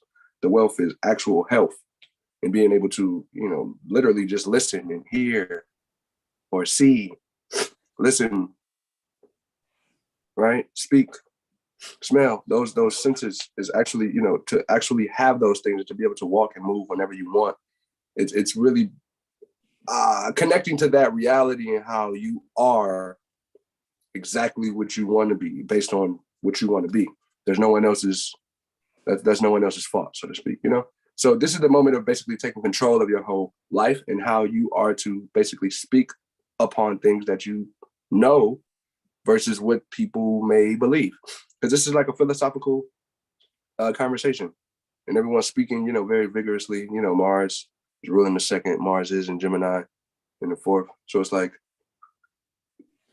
everybody's not on the same path. However, in a sense, we really are.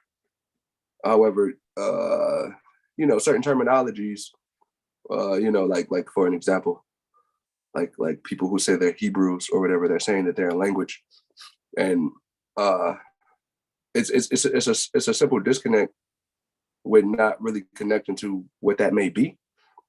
So that's the whole recognition or the realization or the reconfiguration, like what is versus what was said to be, or like let's say, okay, so let's just say your scholar or your teacher told you to get a bank account. Wow. And that's just something you don't want to do for the sake of your own, private and, your own private reasonings, right? So that is just a line or a boundary being drawn. But then, however, someone tried to force you to do something you don't want to do, that's exactly where you draw that line. You set that boundary, and you don't be a doormat. So this is pretty much the energy of speaking up, because the moon is going to trine Jupiter before most people rise. However, it will be effectuated throughout the day. So, also, I would say travel safely and don't be too hasty when you're traveling, and don't let road rage get the best of you. So you may definitely see, some,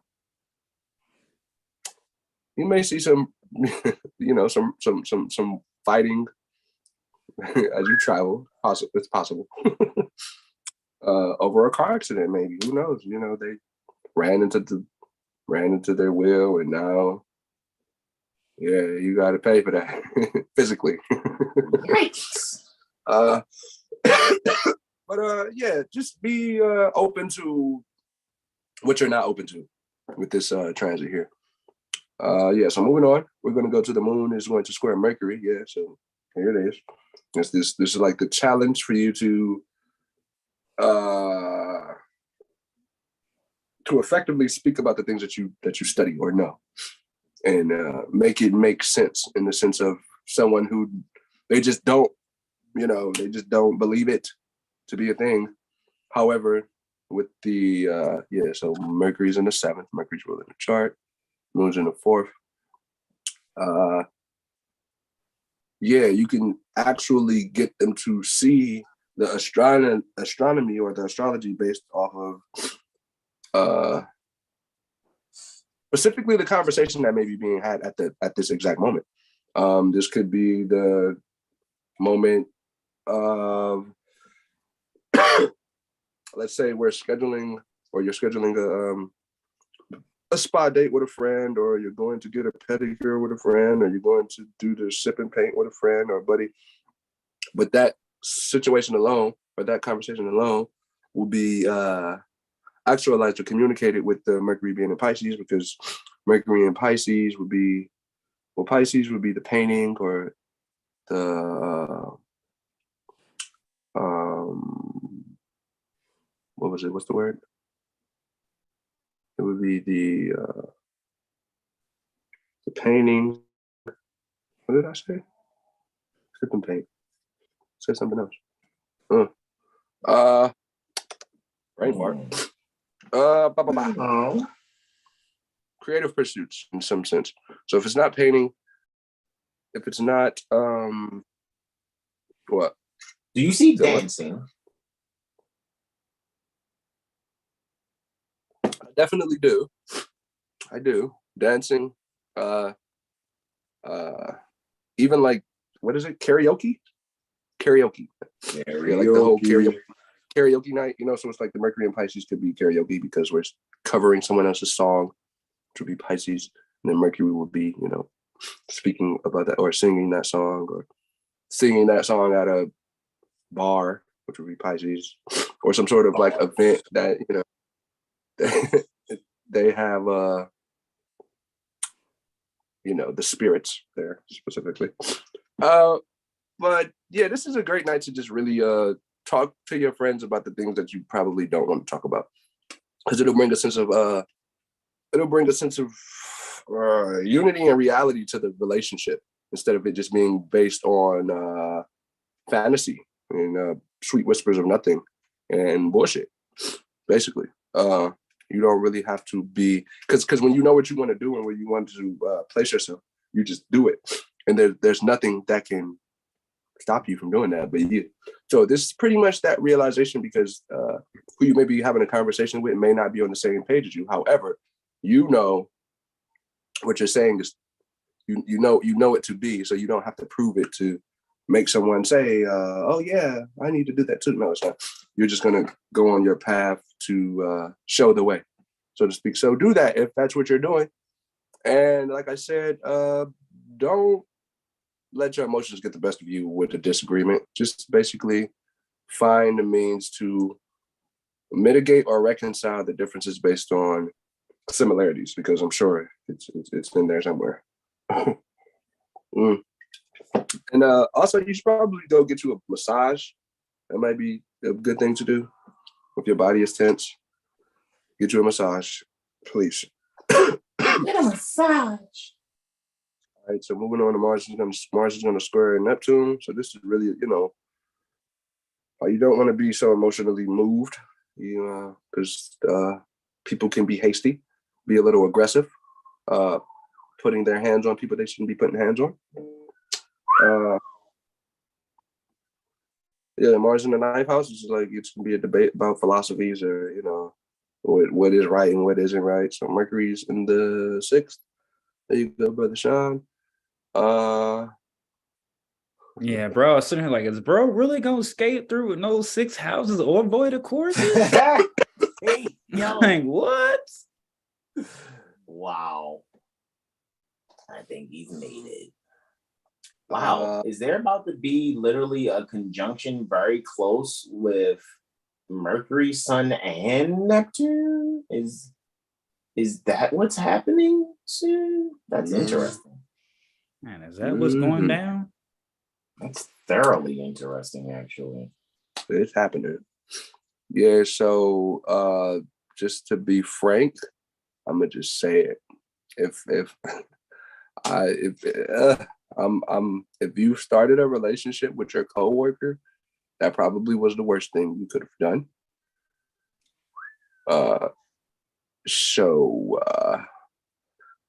I'm sorry. Wow.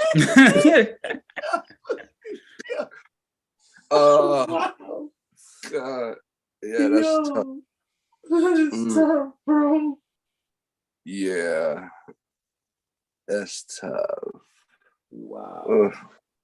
But if that's not the case, you know, just there's a whole redoing with what you want to bring to service, or how you want to be of service to the people at large. You could possibly be for the first time ever, or not the first time ever, but, you know, all over again. It's fresh. It possibly could have been a few years, maybe 2 years specifically.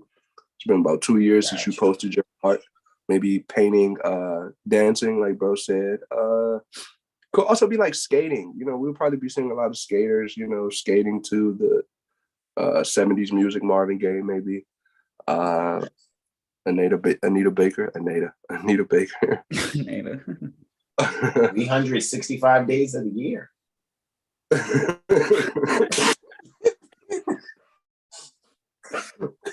Oh God! All right, I yelled. I couldn't help. You said Anita Baker and we're astrologers, and the first thing that came to my mind was 365 days in the year. That's how I couldn't help it, y'all.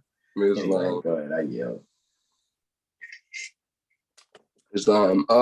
Yeah. So maybe you should probably trust. Well, you should trust your artistic abilities a little bit more.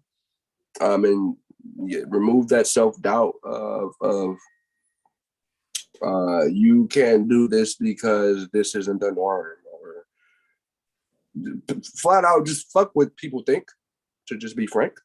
And just take a chance, because it would be better for you to do what you love to do rather than to just, complain all day about what you don't want to do, but you do it because you're saying, but I gotta pay. Well, you gotta really just connect to nature. That's pretty much what's happening here, and not in the sense of delusion and just God, I'm getting frustrated thinking about it.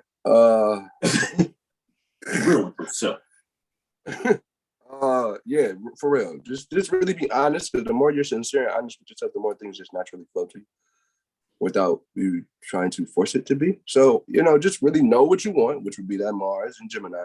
However, don't overstep your boundaries to someone else to make them try to be as you are. No, just be who you are and lead by example if that's really what you want to do. And have that courage to, like I said, speak up and let people know that you are nothing to fuck with. Respectfully. All right. Moving on. The moon's gonna square the sun. Yeah, I ain't part of Wu-Tang, but I ain't nothing to fuck with. Oh. So now this is interesting because this is moon's squaring the sun. Moon's still in Sag. Sun's in Pisces. 24 degrees 13 minutes Sag. Moon, and 24 degrees 13 minutes the sun. All right, sun's in the 5th. Moon's in the 2nd.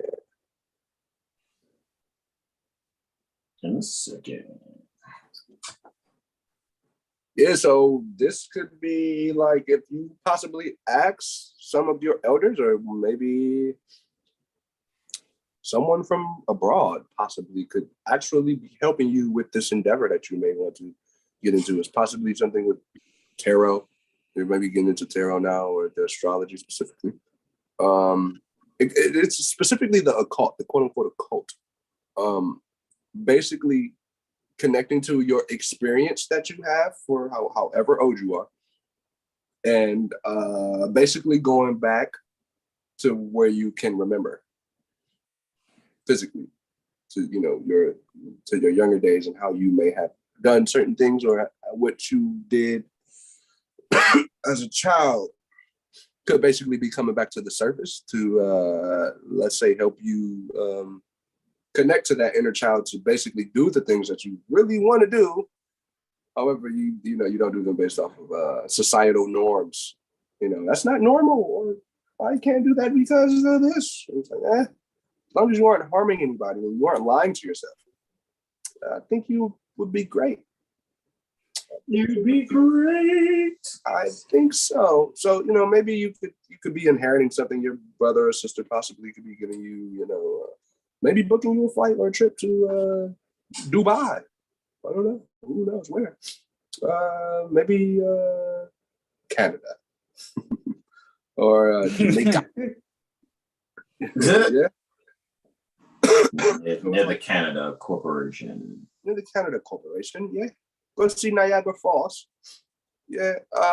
But yeah, this is just that initiation to basically get your blood flowing. And what is that? And that's just like it's not just physical, because to mentally be stimulated is very it's arousing. You're mentally aroused.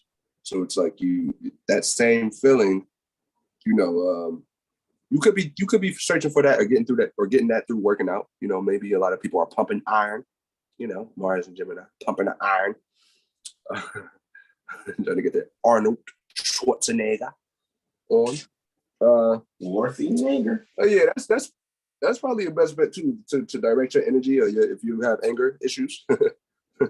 You should probably work out to excuse me, to mitigate that frustration or anger. And if you don't have anger issues, it doesn't matter either. Just really, it's the fact to direct that anger into a proper field, instead of directing the anger into murder or killing someone or hurting someone that you might love. Stupid. So direct your anger into something productive. It could be a project that you make. It could be some studies that you're studying. It could be you actually speaking up and having the courage to ask a question about something that you have been wanting to ask. Just really have the courage to speak up and be who you are, and not in the sense of looking to please someone outside of yourself. All right. Moving on, the moon is going to sextile. Oh, not sextile. It's going to square Neptune. Yeah. So Bro, we got 4 squares in a row. That's a fuck around and find out kind of day for Tuesday. I'm trying to tell you, y'all better just relax. Quadruple stimulation. No, for real. Literally. Like, it's like listening to yourself is at the forefront. All right, so moon's still in the second. So it's really just how you're listening to yourself and how you're speaking to yourself. Because the second house is speech, talk, how your throat, where you may be how you may be actualizing or articulating what you may be saying. So Jupiter is in the 5th. Yeah. So yeah, this is the ability or the moment to basically expand or grow past that limitation that it was self-inflicted, or you could, where however you may have been raised, and you may have clung to certain principles that delude to slavery, possibly. However, releasing that whole mentality to basically be yourself and know yourself is a whole new ball game. And this is basically, this is basically what this is showing you, because now it's like this moon square Neptune. It basically wants to uproot all of the things that aren't true. Anything that is based in deception or just a straight up lie, or to cover up, the avalanche of lies. Because there's an avalanche of lies heaped upon us annually. Right? That's me quoting Prophet Noble Drawley.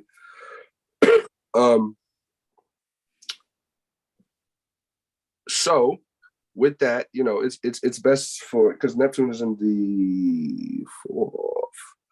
Yeah, Neptune's in the 4th house. So, certain maybe like certain dogmas that you may have, clung to, you can now see the beauty in them, so to speak, because you basically comprehend that, just like, for example, Jesus is justice. So like, wait, Jesus is Libra?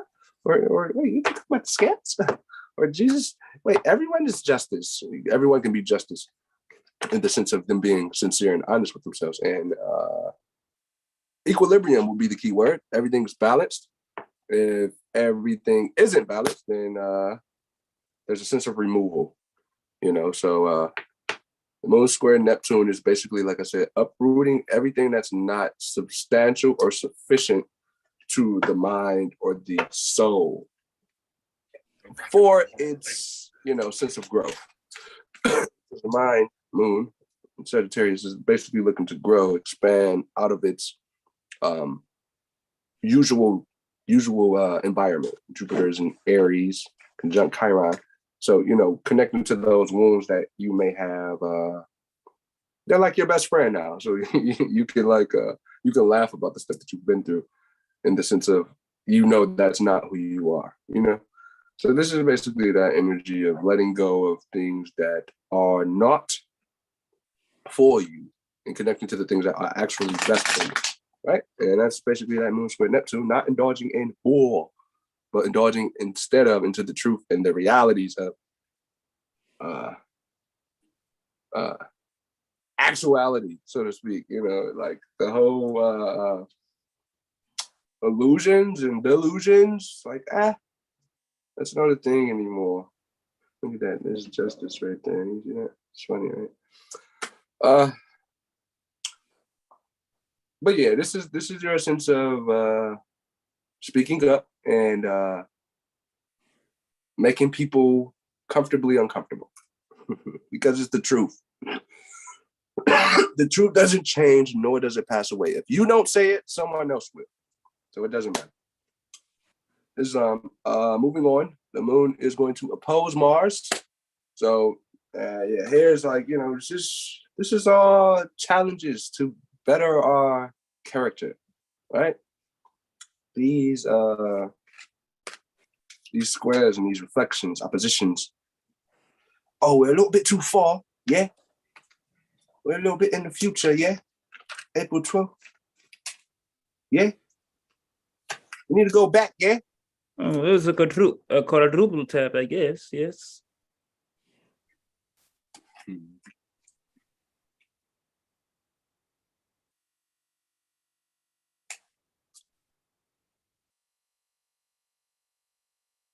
All right, see. There you go. Yeah, the moon's still in the second. Mars is still in the eighth. Yeah, so this is really about inheritance and like maybe like planning some sort of party for your brother because his solar return's coming up or something like that. So you're gonna, or your sister. So she always or he always wanted to go to Cameroon, somewhere foreign to wherever you may be locally located, to basically refresh one's sense of being or mind, because the different environment will basically help bring a sense of clarity, because you're seeing a different someone with things that you may not have, or seeing someone with things that you, or seeing someone want the things that you may have will basically bring a sense of like gratitude and honor to what you do have, and what you don't have is basically frivolous, because we really have everything that we need in reality. However, for us to know that is up to us. So yeah, like I said earlier, just be careful with traveling. Don't let road rage be your motivating factor. Don't let rage be your motivating factor. And if you do, utilize that energy to do something productive, like workout, write, poetry, dance, maybe box, maybe play basketball, martial arts. Brother Sean mentioned martial arts earlier. Something that keeps the blood flowing. Maybe just maybe buy you do some, what is it? Capoeira. That'll be fun. That's dope. Do something that basically challenges you, and it's so outside of your norm that you feel that you look stupid doing it. Just do it so you can recognize and connect to having fun rather than just trying to look cool all the time, or do something for the sense of someone else's gratification. Do the things that really motivates one's own sense of character or sense of identity, and what actually motivates you to basically have the things that you want, and remove the things that you no longer want based on a whole new sense of clarity, because now you know what you value. Venus is moving out of Taurus. I mean, out of Aries into Taurus. So now that that sense of sensation may be changing. So what actually may bring you a sense of sensuality or pleasure it may not be that thing may not do it anymore, or you may have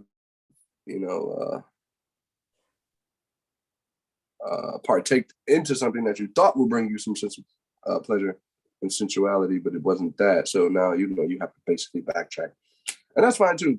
So just really be mindful on how you're letting your emotions dictate your actions and your mind too. Don't be so motivated by what you really don't comprehend, based on let's just say miscommunication. So just be very mindful on how you're communicating and what you're communicating, and if you're actually explaining yourself effectively when you are communicating, so it can basically avoid unnecessary arguments or disagreements and quarrels and murder. Yeah. So stay away from who you know you need to stay away from too. Just say that. All right. I yield. Slum.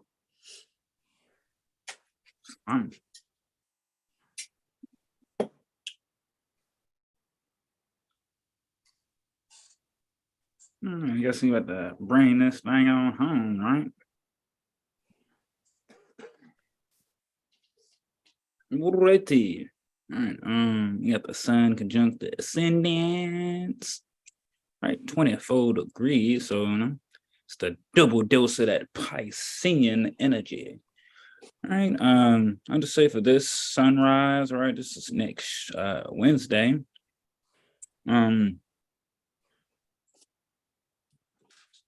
Yeah, I feel like a lot of beings are really gonna be either coming in more into the connection with themselves, pardon me, or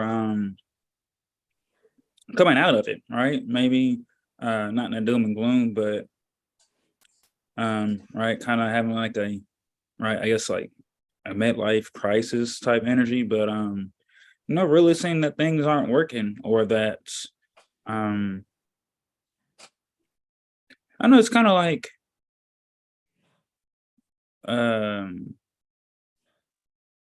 sweeping like dust under the rug, but eventually that rug is gonna be sitting on a pile of dust. So that dust is there. It's like, yo, bro, like, you gonna clean that? It's like, nah, man. I'm just gonna keep sweeping this stuff up under there, right? Nobody will see it. And it's finally, just able to just start pinpointing what needs to be done for your health and daily routines, and maybe even someone's getting their pet checked upon or something like that, right? We'll get into the first aspect of the day. This is occurring before the sunrise, and we have a lunar Venusian trine.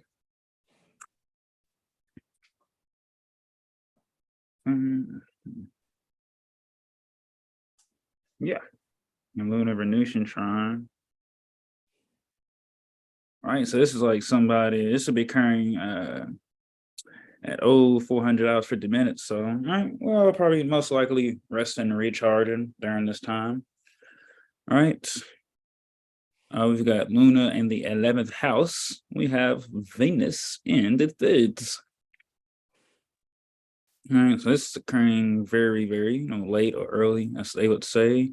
But with this Luna Venusian trine, we're able to feel, right? Feel what we're feeling and able to put that when it comes to just our knowledge or beliefs or information, we're able to start piecing together why we feel or like any kind of like dysfunction, right? For that fact, and just be able to educate ourselves, right? Venus is in the 3rd house, right? And Aries at 28, so 24. So yeah, this is another Cancerian degree, right, occurring with Luna. So being able to relate to your emotions and not neglect those. And you're also able to start being able to connect with your siblings or just even your, past education, right? Connect with someone from your past schooling, right, that you haven't maybe even talked to in like 10 to 15 years. And I'm just able to have a conversation like a catch up, and now you're able to see like the 2 different timelines, right? Of just 2 different paths being taken. And furthermore, with Saturn, ruling the ascendant in the 1st in Pisces.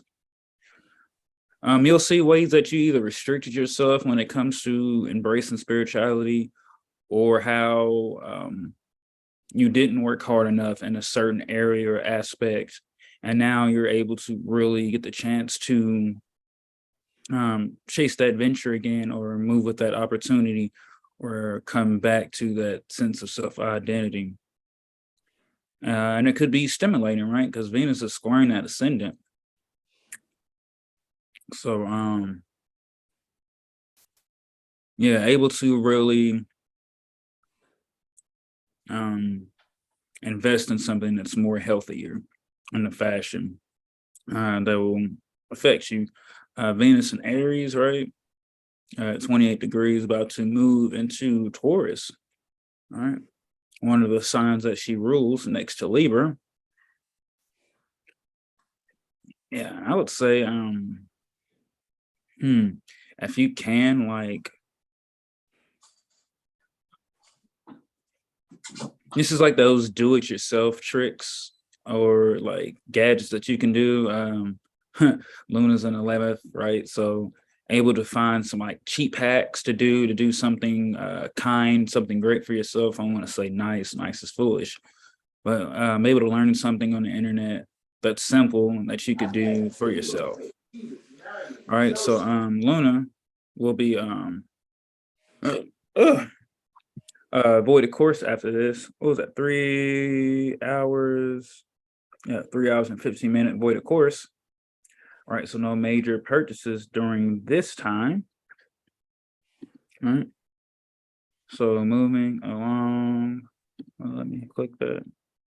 All right. So moving on now, next we have Luna ingress Capricorn.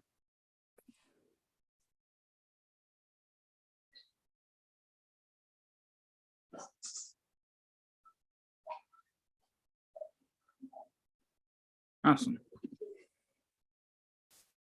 All right, so yes, we have Luna ingressing Capricorn, and this will be occurring in the 9th house.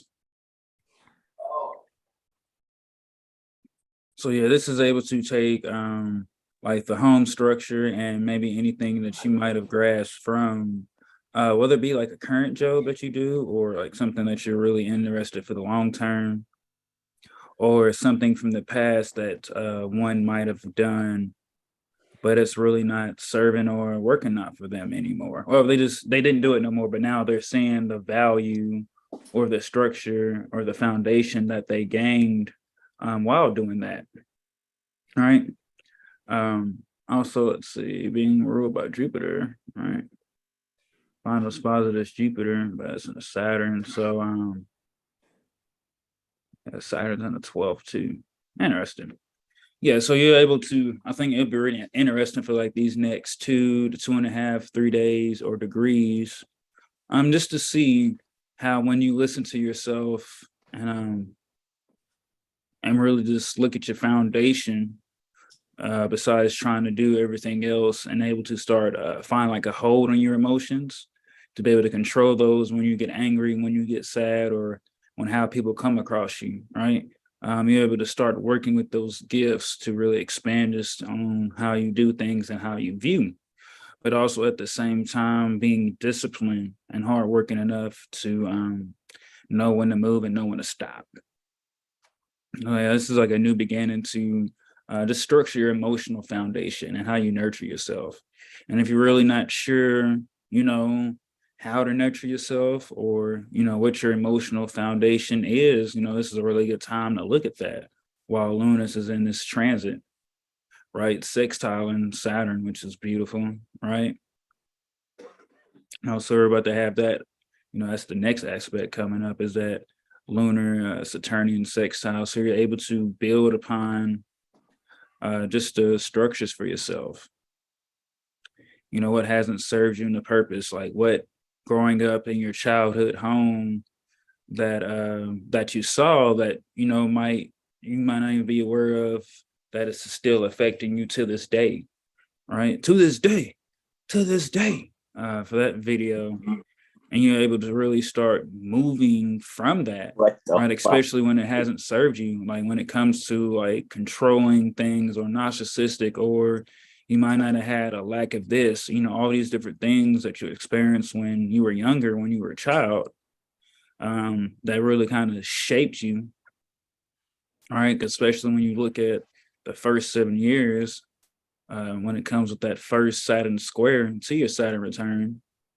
You're able to just see what little things were set up for you and foundations that have just been attached to you. Saturn's in the 10th.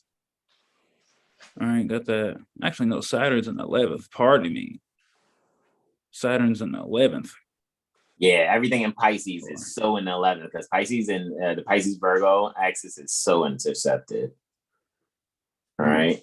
So you got to go through pouring out of others. So yeah, this is kind of like not like gatekeeping yourself. So maybe just, speaking more, writing more, or just finding ways to take something that you might feel is dark or unusual, and taking that, and really that could be a light for someone else, right? because that's the whole opposite thing, right? Something you might think is dark and horrible, someone else could be beautiful and light, and could be what they needed. So yeah, this is occurring still at 0 degrees. So opportunity to really set a new beginning and experience things, and yeah, feeling rebellious too. Uranus conjunct Ascendant, right? Venus is in the 12th house, right? Still in that mutual reception with the sun. So until Venus moves into Taurus, it'll be in a mutual reception by exaltation. So the energies are strong to do something, fierce, that, headstrong, but that is needed and makes you feel good, but it's also like a surrendering type thing. So opportunity could be opening up for some beings in the collective when it comes to just the spirituality sense of things, and how they are a pioneer, or how they'll become a leader themselves and are looking to show the leaderships in others, and how they can be leader within themselves. And Saturn 11th is, at Pisces. It's going to be an interesting next 2.5 sun cycles, also termed years. And able to just find out about that deeper hidden information. So moving along here, next up we have a Sun, a Solar, Neptunian. Oh, Jesus, Mary, and Joseph. I made a mistake and hit position and then aspect. So give me one moment. Indeed, yeah. Sun will be conjunct Neptune, so a Kazemi, right?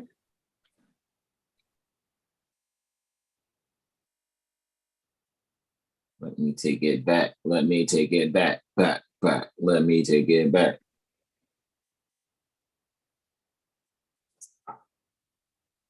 Here we go. And Neptune and previous.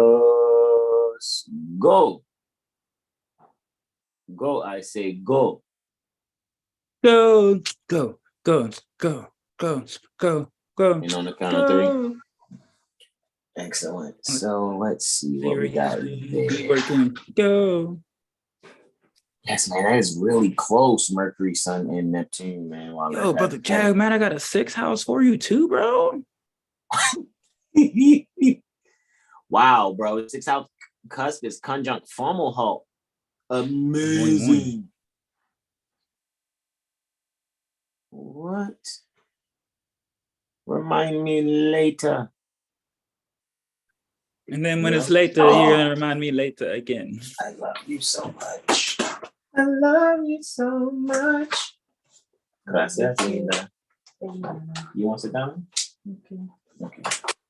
He said, "Baby, if it could be where I could never talk, I will always say, I will write for you 143."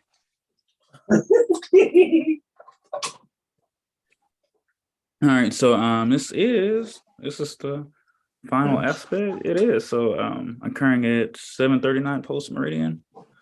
Sun conjunct Neptune. This is in the 6th house, with a Mercury being very close as well, right? So this is Kazemi, Sun's in Pisces, Neptune's in Pisces. This is a oneness. So we're able to really become one with, the higher and lower aspects of life, right? The law of correspondence. We're really able to see clearly and not clearly, right? Depending on how you want to look at it, you can take this aspect as, hey, it's a time to where I can, see clear through the illusions, or for some, it could just be a foggy, calcified Saturn, right? And you're able to really see the health and the service that's being given. So I'm saying that beings are going to be lining up at some point to want to, deal with 7 Hill Star. It's like, hey, you guys have been telling the truth for, combining 9+ years, being, steady here and giving the truth.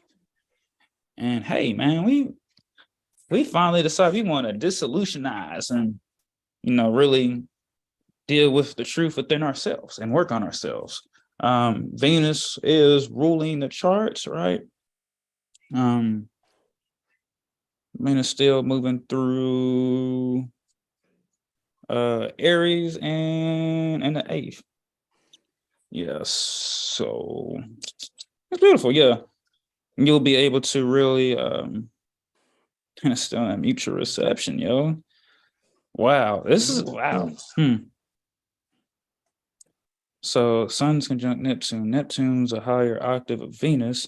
Venus and Sun are in mutual reception by exaltation. Kind of Wow. sextile almost too, sort of. Yeah. They're within orb of a sextile, which means Mercury's going to work up on that sextile to Venus soon. Probably by next weather report, we'll be reporting on that. Let's see, when is Venus, Mercury sextile? And first of all, it's going to be conjunct Neptune on the 16th at 13:13. Man, who's ever got next Friday? Sheesh. Brother Jag. I said, yo, bro, you heavy. I said, you got a heavy load that day, my man. Yeah, we're going back to 2022 on them, you know what I mean? That's how Yo. For real. However, Mercury is making that sextile to Venus. That's interesting. When is it sextiling Venus? When is Mercury making that sextile? That's very interesting. It's definitely squaring Mars before. I don't see. Hold on. No, that's Pluto. It's sextiling Pluto. So that's interessante, bro. Is it just me or am I not seeing that?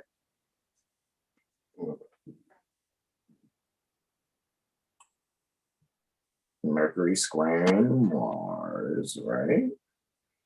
Where is Mercury? At 23 degrees Pisces, right? Oh, okay. Never mind. That would be a semi-sextile.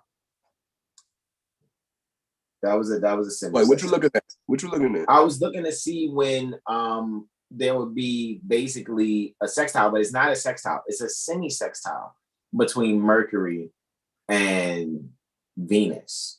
Oh, it's up. Yeah, so it's really a semi-sextile even when it comes to Sun and Neptune also. So I stand corrected. Let me correct myself there. However, yeah, so that's what it is. It's the semi-sextile, which is, even though minor, we already know how to interpret that also. Like, seriously, like, but okay, I yield. Yeah, that sextile should be happening in about a semi-sextile should be happening in about 2.5 days, so to speak, roughly. But I yield, bro.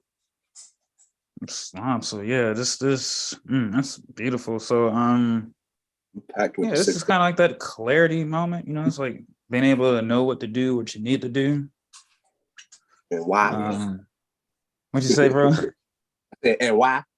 and why, right? So yeah, this is able to really connect to your ancestors this day, right? So maybe taking a nature walk. Man, if you can, just finding, like I said, just some quiet time to just really sit to yourself and listen. For those who, can't sit still, hey man, run in place or jog, maybe you can have those downloads that way, right? This is just, once again, back to the experiment, the scientist delineation, just finding what works for you. And it's about to become clear what works for you. So don't reject it if it doesn't come what you think it should be or how it should be. All right, just take it and move on. All right. Yes, yeah, with that, yeah.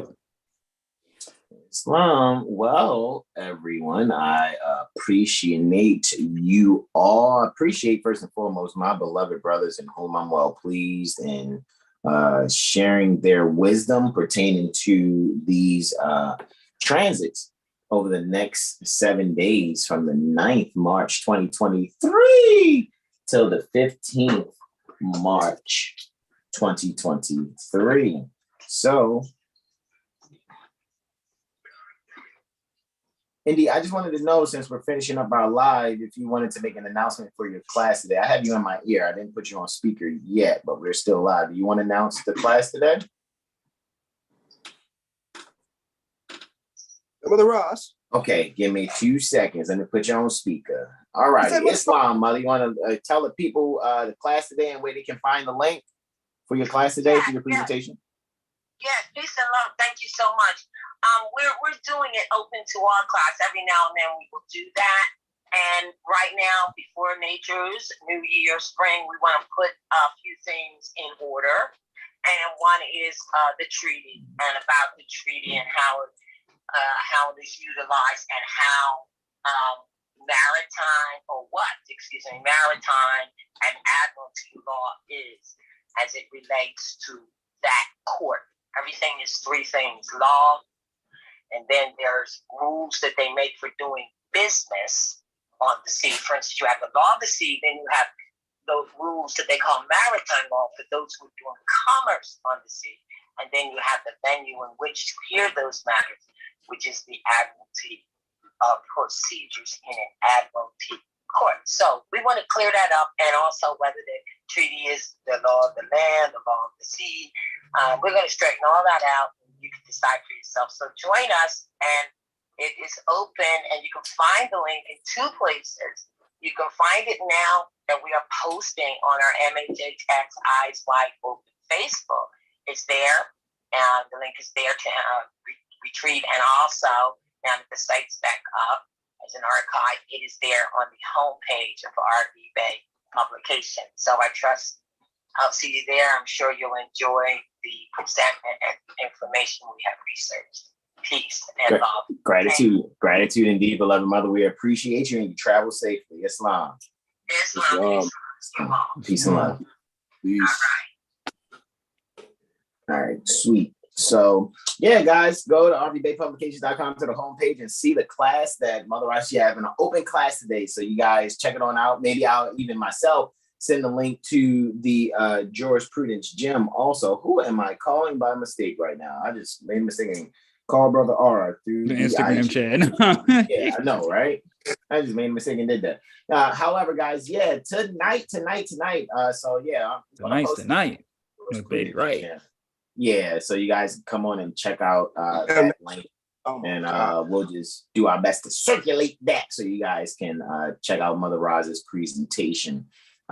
So with that being said, guys, remember also it's only 3 websites you need in your life, and that's rvbaypublications.com, 7heelstar.com, and lawfulliving.com. So do your best to make sure you're sincere, honorable. Don't try to mix the commerce crap and all of that and with being a sincere, true, and faithful Moorish American. You're only going to hurt yourself in the long run. You're going to just have a disappointment where your pride is going to take the biggest hit more than your actual body.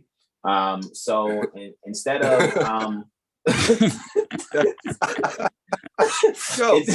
instead of having I don't mean to cut you. No, go ahead. Go right ahead. Just go ahead, because I know what it is. Go ahead. Go ahead, bro. I was just saying, yeah. So you guys just don't, hurt yourself from foolish pride. Just make sure, you're just focusing on being sincere, true, and faithful Moors if you're being Moorish American. And for those Albion sons and daughters that are studying Moorish science also can actually realize and see that Prophet Noble Ali is a universal prophet. So even Albion sons and daughters themselves are Moors, because remember, the whole Moorish nation comprised of all that are both one, the various copper tone or olive shade skin having beings, and the Albion sons and daughters also. That comprises the entire Moorish nation. I need to go and read your introduction for Clock of Destiny book 2. I yield to you, brother Terrell. What were you about to add there? I was going to add to that because you said you said the word pride. And I was going to say you should probably go to the Metaphysical Bible Dictionary for them, just real quick, and then we can get out of their hair. You know what I mean? Just really fast. What do you want me to bring up on a metaphysical? Really fast. Let me see if I peace to Zakir too. I think Zakir says peace, beloved, peace, family. Okay, indeed, Zakir, gratitude. Which page do you want me to bring up for that? Hold on, bear with me. Let me get it for you. I'm looking for pride. The pride is the I forget which that's the term you want me to look up. Pride. Yes, Islam. Don't I have the metaphysical? I thought I just went through it because I'm actually I'm preparing something. Jaguar Soul Sauce loading in 5, 4, 3. You're hilarious. Because I was speaking to Brother R just earlier today. I'm like, yo, I think I got an idea. You know, it's impromptu improv on Fridays. I think I want to go in on something on Friday and break something down. Thanks to watching the there was a, what is that? Cancel CPS video that Malika was proctoring, and I was just like, man, this would be so great to expand upon this one point that she was making within one of the documents, and it was just like, yeah, let's really check that out. Okay, I'm so about to dive into that rent-free joint, that 7-hour joint. I'm about to free fall dive in there. Yeah. Two of them. Let's see, I'm moving as quickly as I can, and then I'll share the screen. And we're looking for the P section for Pride, right? 772. That's the page specifically. 772. Okay, got you. I am there. Let me now come back here and hit the share screen here, right? 772. Boom shakalaka. There we are. And the term is Pride, my bro says, right? Oh, come on, iBooks. Don't do this freezy freeze thing that you're doing. Right? Ooh, wee. Yeah, I know, right? Look at that. I know, right? It's kind of been having its moments. All righty. Pride, right? Spiritual pride. It's actually, there's a comma between pride and spiritual. However, I yield to you, Brother Terrell. Islam, pride, spiritual. A form of personal vanity over spiritual achievement. A proud personal spirit, a quote unquote holier than thou attitude. Sheesh. Quoting Matthew chapter 5, verse 3, blessed are the poor in spirit, personal spirit, for theirs is the kingdom of heaven. So it's like, people are too stuck in the mundane. Just like we were saying earlier, we are divinity. However, most of us get so connected or attached to this physical temple. It's like, I don't want to die. Oh God, no. You know what I mean? I like my face. It's like, come on, man. You're way more beautiful than that. You're beyond your comprehension. The mind cannot comprehend things. A finite mind cannot comprehend things infinite. Quote in Circle 7, chapter 1, or no chapter. Creation of fall, man. It's the beauty of really, knowing thyself. That's the maximum of life. So, with that, I yield. Islam. Well, with that, man, I'm going to go and finish. Like I said, I got to finish some literature. You guys know, if you want to get your hands on the Starseeds AstroLiteracy set, we already know if you just want your blocks to stay plain paper instead of this one. This is the teacher's edition finish. The difference is, as of right now, the ones that are just regular, where the blocks are just paper, right? Let me actually turn this particular light off. Where the blocks are just paper without the teacher's edition finish to it, you can get that AstroLiteracy set for 30 units in lieu of lawful money via Cash App. All righty, the caduceus symbol, our astrology street, which is called the $sign. Our astrology street is the Cash App. And maybe I can put that in the chat. Very intelligent, peaceful greetings to you also, right? You say great day indeed. Sometimes says likewise, right? So with that being said, get your hands on that. However, if you want a teacher's edition, because I actually do this by hand, guys, you know what I mean? I'm doing this with my own materials, as you know, and you want teacher's edition. Teacher's edition is at least 180 units in lieu of lawful money.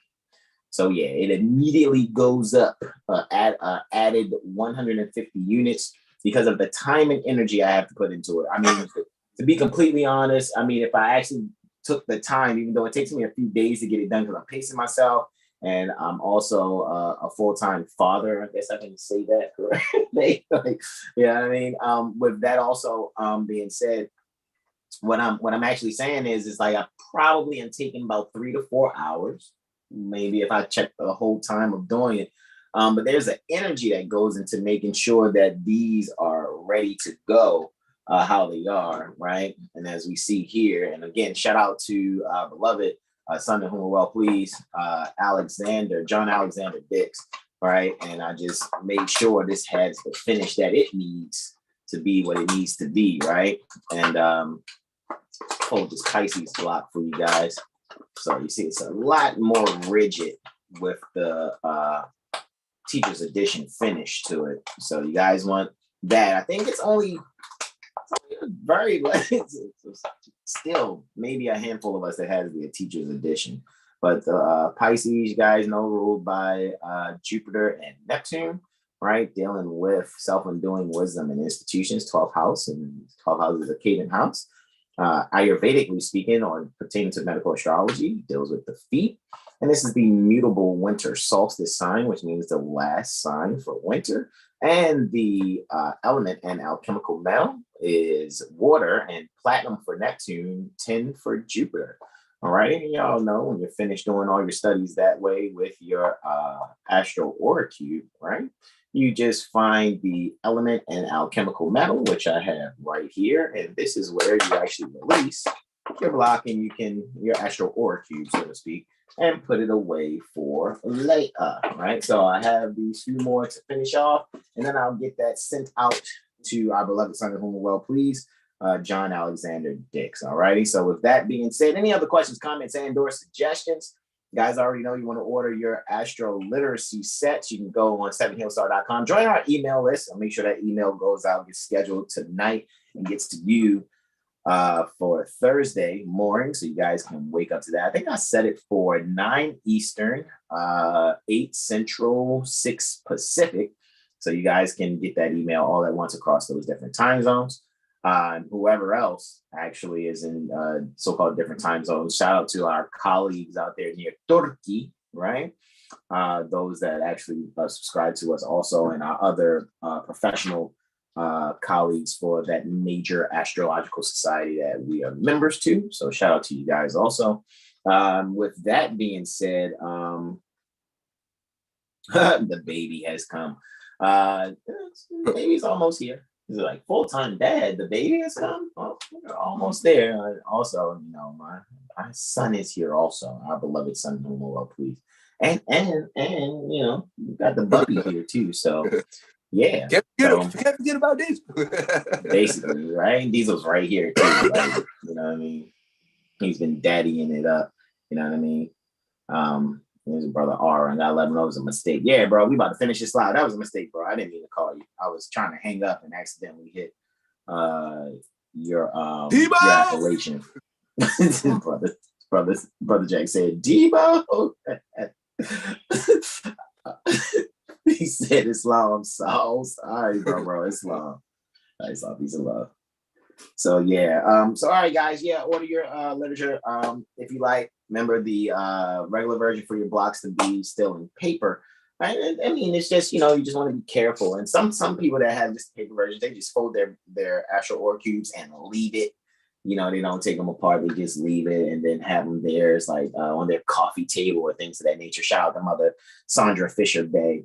And then, you know, people that have the teacher's edition, you know, they are using it accordingly and sharing and learning the astrology accordingly. But usually when people get their blocks, they just fold them and leave them. Me, I stay breaking them down and refold them just so I can stay fresh in my origami fold. So you guys want to get the teacher's edition, however, it's 180 units in lieu of lawful money because of what I have to do. I do it by hand. All right, I'm not outsourcing. I do this myself. I design them myself in my softwares. I actually print them myself with my own materials. So when you guys are getting your Astro Literacy sessions and things of that nature, which are actually worth 990 units, I have to budget the 153 that is to make sure I have ink and paper and things of that nature so you guys can have the material. So I do my best to be fair and not bust your heads and break your pockets. All right. But also at the same time, make sure I'm not breaking myself either by stressing out like, I need more material. You know what I mean? So I did that as fair as possible. However, yeah, I got to say, yeah, starting at 180, because I'm really even looking at what it takes is not just the time, but the energy to really complete this. And yeah, I got to put some elbow grease to it. So I might need to calculate that. So it might go from 180 to 215 very quickly. Because I'm really thinking about like what that takes. But right now, the few of us that have the teacher's edition have transacted, 180. And coming soon, not to cut your wisdom, we will have the Gucci edition for starting at 1,000 notes for all you Gucci lovers out there. Yeah. That's the Versace, yes. Yeah, that's Don't Versace. take the banner. It's called the Don't Take the Banner reading for 7 million. You are hilarious. I mean, it's well worth it, guys, because we do our own things. Out of all the content creators out there, 7 Hill Star actually does the least amount of using someone else's content to post to our social media pages. Have you guys noticed that?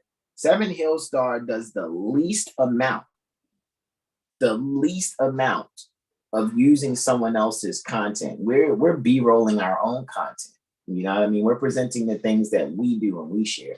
Very seldom are we using other people's content. We may use other people's songs that are out there that are apropos of the message that we're bringing. However, other than that, though, I really just take pride, so to speak, not the spiritual pride, right?